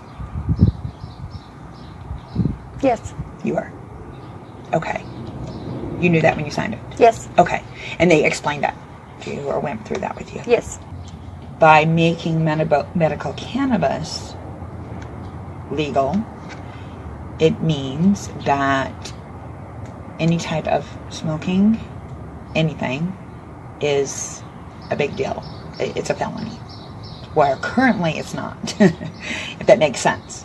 It doesn't really. Okay. And it is this organization with the UMA saying that there's these lies. And I see this video and I freak out. Me and one of my other board members write up a press release and we send it out to the press, this video of the lies that are being told to get people to pull their signatures off of the ballot. Again, the church is attached to this campaign. They're part of the coalition that's pushing and doing all these kind of dirty tricks, trying to get people to not support the ballot initiative. And my press friends think I'm hilarious because I sent that video. We got that video like at 1:00 in the morning. Mm-hmm. And I had a press release out by 4:30. Wow. I was so, I was running on adrenaline. Yeah. To me, all these, and we had big opponents against us. So let me pop back to the story. So June, we meet with the church. We have these people out that are trying to pull signatures off. They're unsuccessful because we start having everybody reporting. Everybody's reporting to us that we had these guys come to our door. And so they're really starting to push back on this anti-signature campaign that's going on. After that's over, we're in the clear. We know that everything is going to the ballot. August of that year, 2018, the church decides to hold a press conference with several other individuals in the community. And you guys won't know who these power players are, so I'll just give you the general. We have what I call the morality police. So the church is involved there. The LDS church is on this stage. They have one of the financial bigwigs in the state that runs Zions Bank, and Gail Miller, who owns the Utah Jazz. Big money people in our state. They're on the stage. We also have the UMA, the Utah Medical Association, on the stage. We have several of the legislative body being represented from the House and the Senate. We have law enforcement on the stage. And what we also have are some LDS members who are on the stage now, one being my former vice chair. I was on the stage with several of these LDS members who have now decided to work with the church because they think that's the better avenue to go. We were kind of blocked from being in the room for this press conference at first, and then Marty, as we were recording it on Facebook Live and letting everybody in the community know that we were being blocked and barricaded from coming in, Marty realized that he needed to let us in. He put on a big show about, for our Facebook Live, I'm going to let my friend Christine come in to the press conference. It was a big, ridiculous, obnoxious show of, how sweet and kind and his sing-songy, pulpit voice about, trying to do what's best for the community. It sounds to me like you and Marty still exchange Christmas cards. We do. Yeah. No, I don't kiss the ring, and Yeah. I don't have a reverence for the position, because I view religion and politics with a general disdain, because I feel that they are just tools used by other men for manipulation and control of others, and that really bothers me. And I have a hard time with those who think they're in a position of strength or of power, and the way they conduct themselves over others is really, I find, obnoxious. And he is definitely an individual that abuses position of power. And I think a lot of people do, to be honest, not to just pick on Marty, though he is my favorite to pick on. The Mormons have a word for that. It's actually 2 words. It's unrighteous dominion. There's a lot of that here. Yeah, pretty cool, huh? Yeah. So during this press conference, all these individuals come up and they speak and they explain why they're against the ballot initiative. And me and Doug Rice, who has his daughter in a wheelchair, a couple of other patients. I have a mom who has an epileptic child, that wears a helmet. We're all out here in the audience. The press is watching all of this go down. And my former vice chair, gets up to speak. And in an emotional response, because I don't think any of us, we didn't plan it. It was just an emotional response. Doug Rice, the president of the Epilepsy Association, a cancer survivor, a 9/11 responder, a firefighter and paramedic, turned his back on his former friend who was speaking out against the ballot initiative we had fought for the past 2 years and collected signatures for, because he preferred to have the good graces of his church. So Doug turned his back on those patients who spoke. I did too, and so did several other of the individuals that attended the press conference. It was such a slight to us to have people who had been in the trenches with us, collecting signatures, been at panel events, raising awareness, to up and turn their back on patients and on this ballot initiative because their church decided it was not a good bill. And that really, it frustrated me. It absolutely frustrated me, because we had private conversations about the church's overreach. And when it came down to it, when push came to shove, there just wasn't an ability for those people to stand their ground. They were heavily influenced. Yeah, I'm okay if you use the word brainwashed now. They were brainwashed. Yeah. They were Well, brainwashed, and it's really hard. There's so much power there when you've got your family and your community, your Absolutely. entire life that's saying, you want to choose the right? Well, this is the right, not that. Exactly. This is Exactly. the right. And so the needle moves. Yeah. And so that's what we started battling here. It wasn't Yeah. the policy or the verbiage that are actually in the content of that ballot initiative. It was a power struggle that we were dealing with. Well, it's like, I'm sure you learned how that game of politics was played. And like you said something earlier about shopping the language and the words and knowing who the power players were and how to influence them and access them. That, like when the Mormon church gets their members that are involved in this, it's really not hard to like send the home teachers, just remind them where their loyalties should lie. And that's what you were up against, I'm imagining. Or I've heard you tell me, so I know. It was exactly what I was up against, and it was extremely frustrating to, because I'm just a person. I'm just, I don't have an institution behind me, backing me up and providing support. I have to rely on that these adults that I'm engaging with, have enough fortitude to stand up for what's right. And you don't have a dog in the fight, in the sense of there's no like financial incentive for you.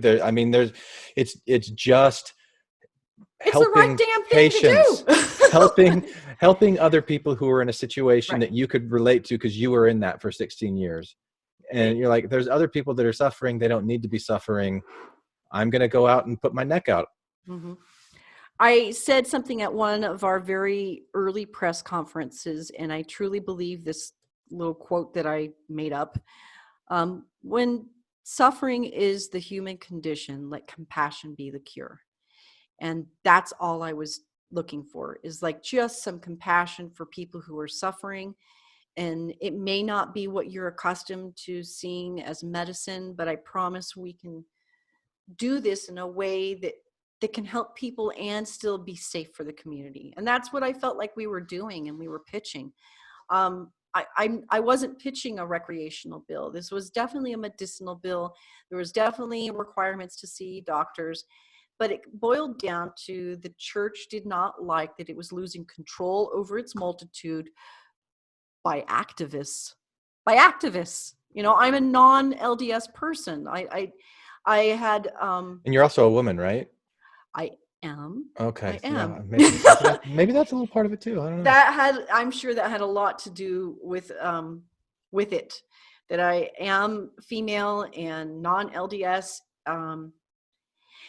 And outspoken and unapologetically so about it. And I tried to articulate, not right now, but I tried to articulate myself in a manner that's not off-putting. I wanted to create an environment that people felt proud to be associated with. We didn't encourage a lot of the cannabis leaf and over it's not on our website. It wasn't on our person. We didn't wear it. If it was ever worn, it was very tactful. It was a small pin, but we tried to, message in a manner that made Middle America comfortable, because that's who I was trying to win over is the Middle America, the base, the very ultra liberals. They are already there. They're already there. I was trying to get, the conservative LDS members who weren't quite comfortable. Yeah. But Sisyphus trying to push that rock up the cliff. Exactly. It was a hard struggle, and it wasn't done just by me. Like, I had, allies that were very helpful, LDS allies who were getting stories out and messaging and doing their part too. But over time, I think this proved to be even hard for them, because the church is powerful. The church is powerful. And ultimately, idealism is not something that you can always get things past. I get that I'm an idealist and I have an idea of how I think things should look. And for others, they wanted to win. So in this press conference, as we're watching this unfold, my ally, who I didn't really mention up till now, runs a libertarian-leaning think tank. And he's watching this all unfold. And he approaches me and he says, you should have one of your LDS board members talk to the press.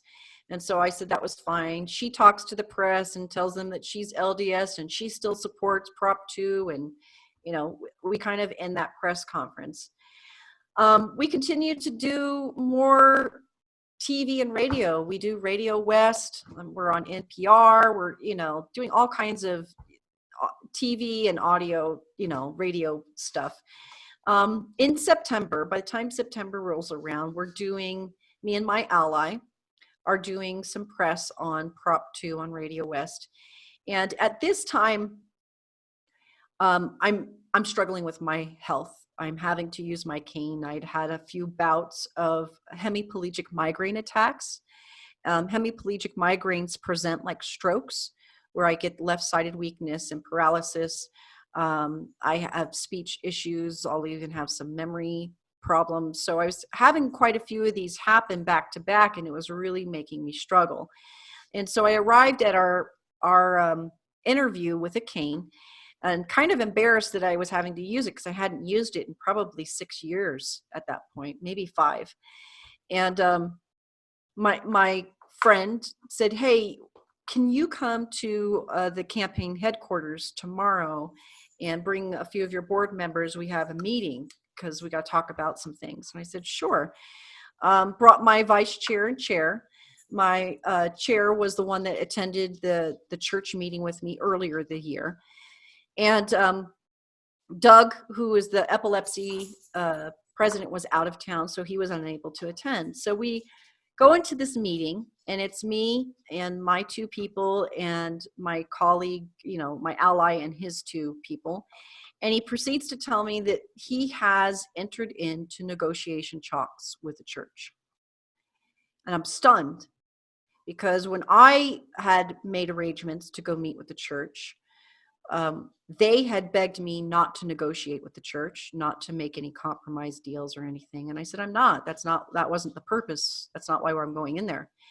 And so as I'm hearing them tell me that they had entered in negotiation talks with the church, and that they had come up with a new bill that they were going to be running, and that they were talking about doing a special session right after the election day to put forth a new bill, and they presented it to me, I was furious. I was absolutely furious. Earlier in the year, after meeting with the church, I had sent the email that the church had sent to me to former Senator Mark Madsen and asked his input on what I should do. And he wrote back a diatribe.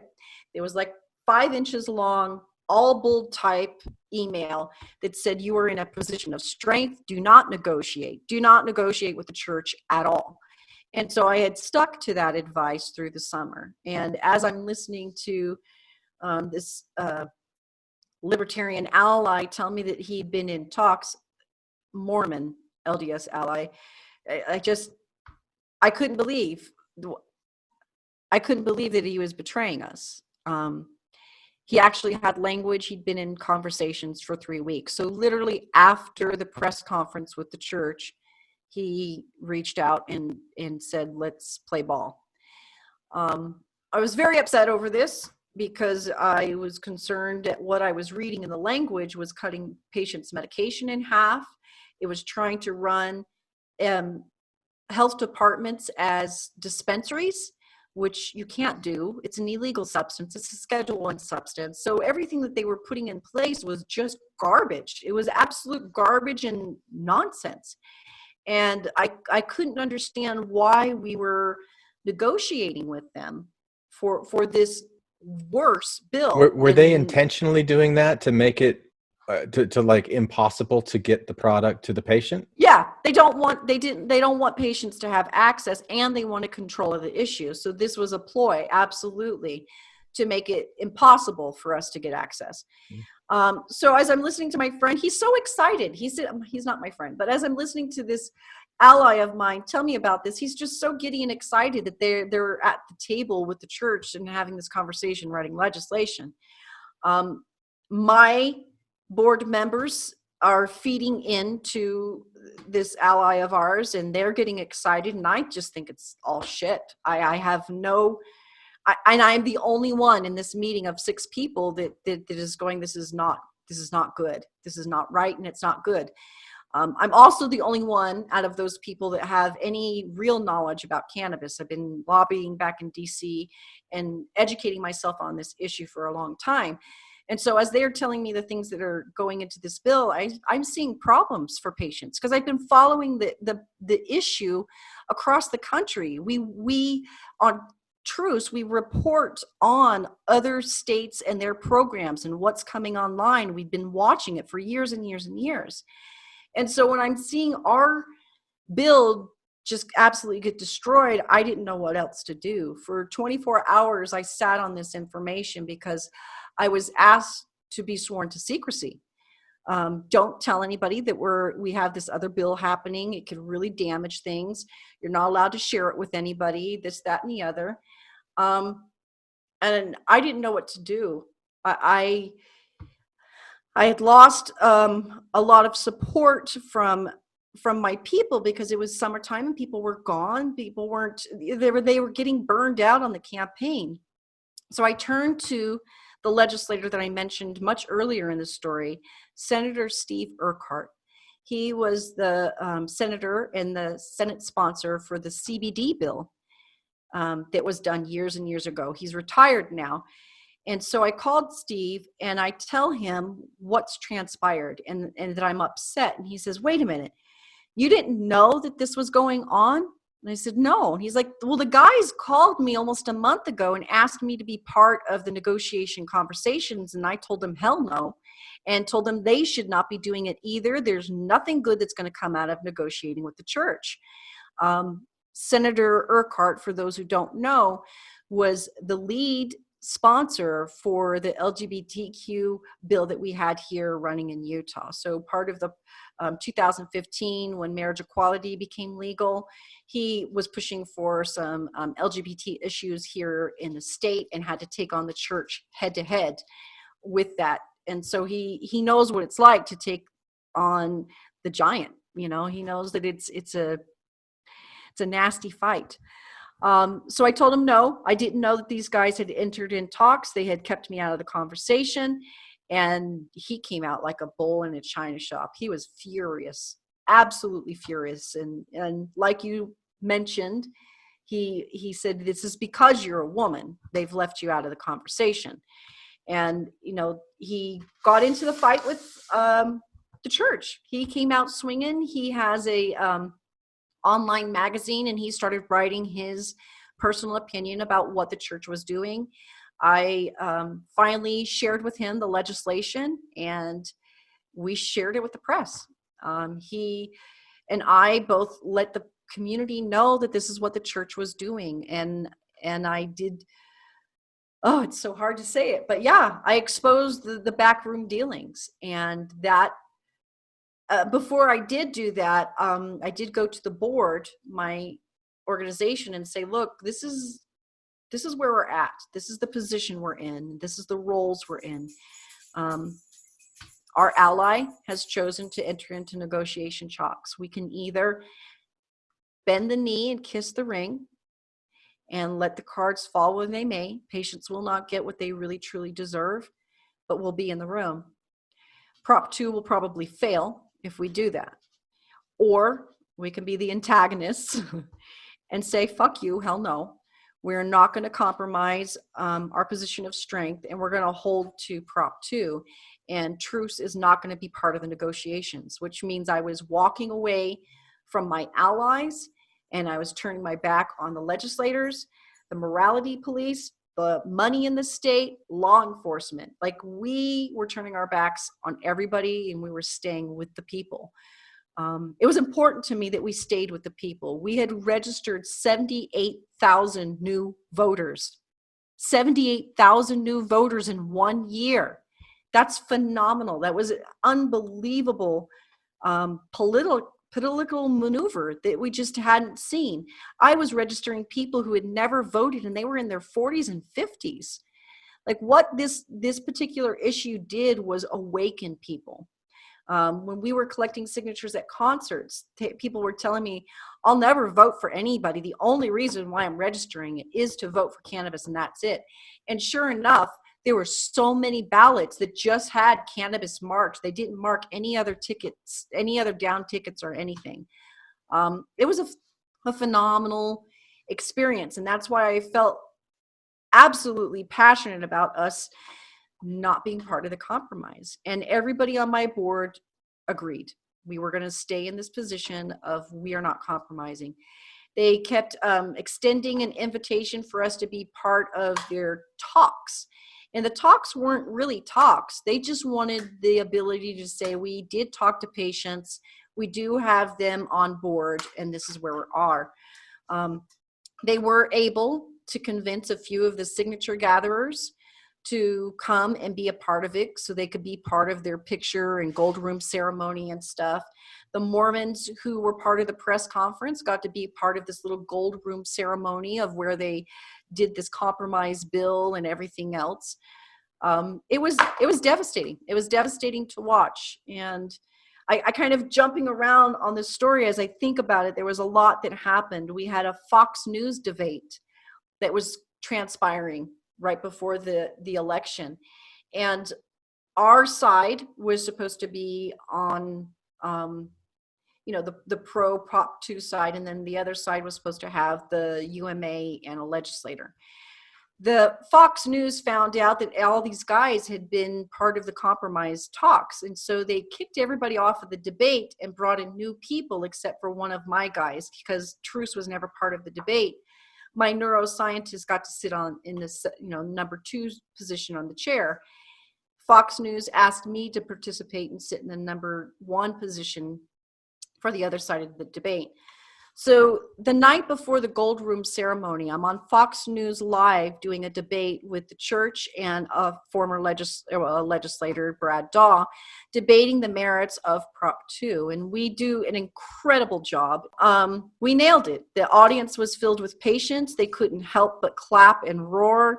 It was an incredible time to be able to debate and argue why Prop 2 needed to go forward. The next day was the Gold Room ceremony. It was October 4th, I believe. I did not show up. Nobody from TRUCE showed up.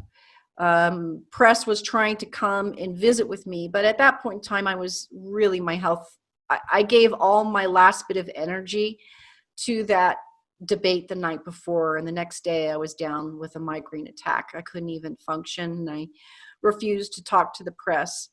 And we waited for the next month as election day rolled near, much like tonight. We waited for election night.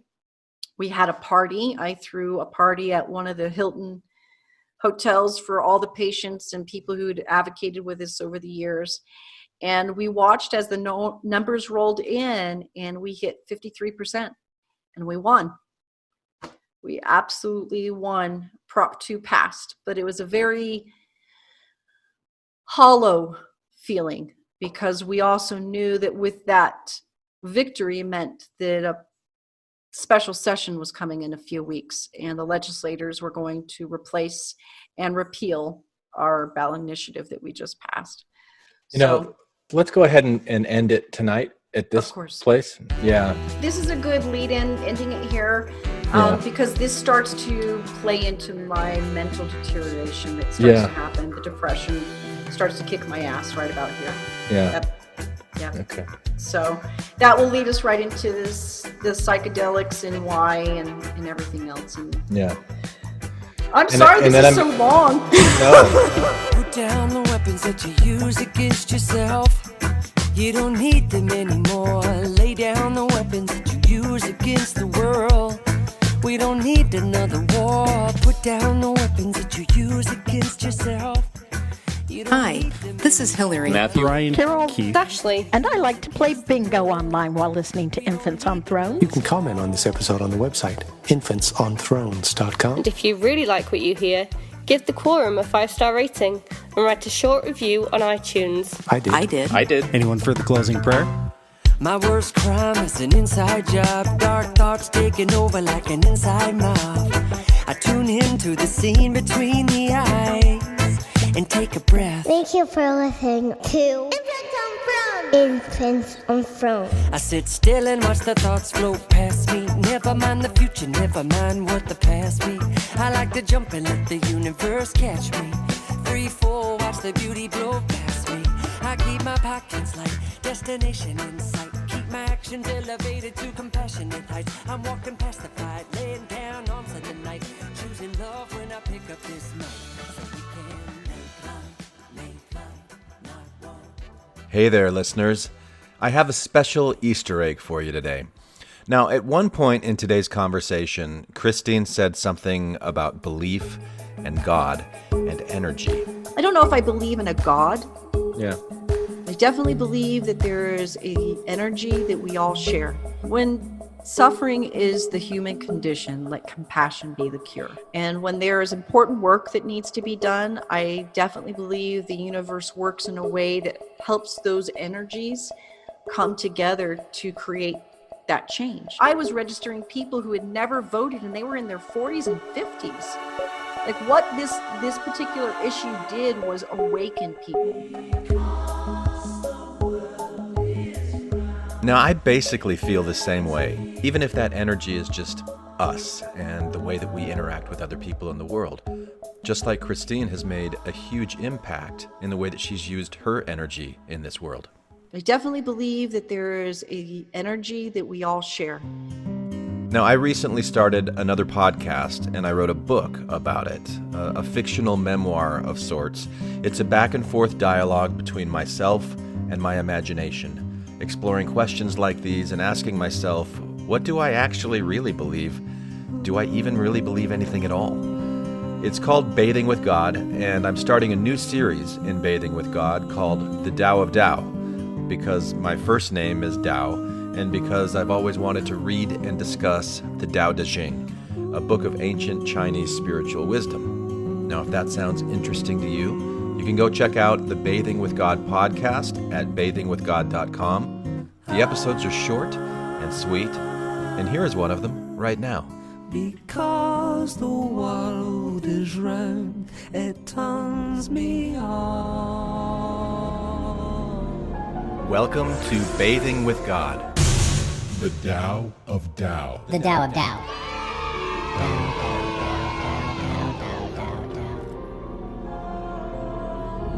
Hey Tao. Hey, what? Do you still want to read the Tao Te Ching with me? I sure do. Great.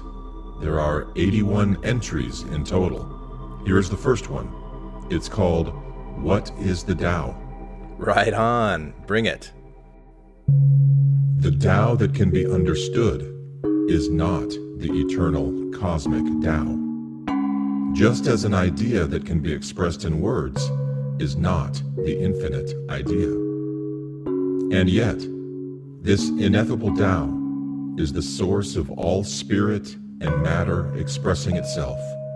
It is the mother of all created things.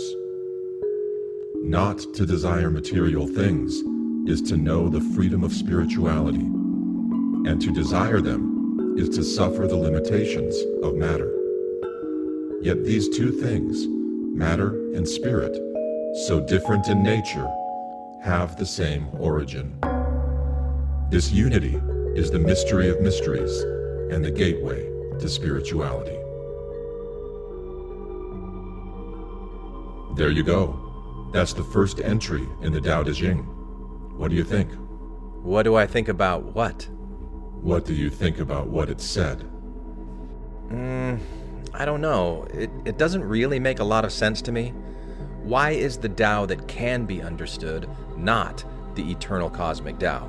I mean, if you understand it, doesn't that mean that you actually understand it? That you see it for what it actually is? Why is this suggesting that the Tao, aka the way of reality, cannot be understood? First of all, I'm very glad that you picked up on the reality thread. One of the single best modern English translations of the word Tao is reality. Yes, Tao literally means the way. But what that essentially means is the way of nature, or the multi-dimensional interwoven systems and networks of nature that bring about this perceived human experience of existence. You know, reality. And second, just as that previous little word game of mine demonstrated, words are incredibly clumsy ways that we attempt to create a symbol to describe what is only available to us through our limited senses. In other words, your human bodies evolved to sense a very narrow and specific spectrum of sight, sound, smell, touch, etc. Most of reality is simply invisible and inaccessible to you. How could you possibly ever really know the true nature of reality if your nervous systems have not evolved to perceive anything more than a small fraction of it? This question was even more relevant 2,600 years ago, when tools and methods for perceiving reality were nowhere near as advanced as they are today. But don't let your modern technology fool you. The number of things in existence that you are completely ignorant of far outnumber your few, significantly insignificant scientific discoveries into the nature of reality. Thus, any reality that is understood to be reality is not the real, actual, cosmic, eternal reality. That true reality cannot be perceived or understood by the human mind. I don't know. I still don't like it. Why does it say, this ineffable Tao is the source of all spirit and matter, expressing itself? It is the mother of all created things. Ineffable simply means that it is beyond description. So it is basically saying, once again, that true reality cannot be adequately understood or expressed. Nevertheless, it is the creator of all things. But why can't it be understood? It's such an intellectual cop-out. I hate that. Hang on a second. Do you understand what you are saying? How old is the human mind compared to the entire universe? How many other universes are there besides this one? How much exists outside the umvelt of human perception? You do realize that the energy that evolved into you has been evolving into other things long before you, right? You do recognize that the energy that evolved into you will continue evolving into other things long after your species has become extinct, don't you? Please, do not insult the intelligence of this energy by projecting your own ignorance onto it. Whether or not you understand what it is irrelevant to the fact that it understands you perfectly. The way of the Tao is the way of nature, and nature will keep doing what nature does in and of itself. Thank you very much. Fine, but why does it say that we shouldn't desire material things if we want spiritual freedom? That sounds like the kind of thing that makes so-called spiritual people look down on so-called non-spiritual people who seek after material things. And I don't like that whole us versus them thing. I'm glad that you don't like that whole us versus them thing. I don't like it either. But what does this entry really say? It says that these two things, matter and spirit, so different in nature, both spring from the same source. So you see, no matter how you interpret differences between matter and spirit, physical reality and quantum energy potential, there is no us versus them. All things are one.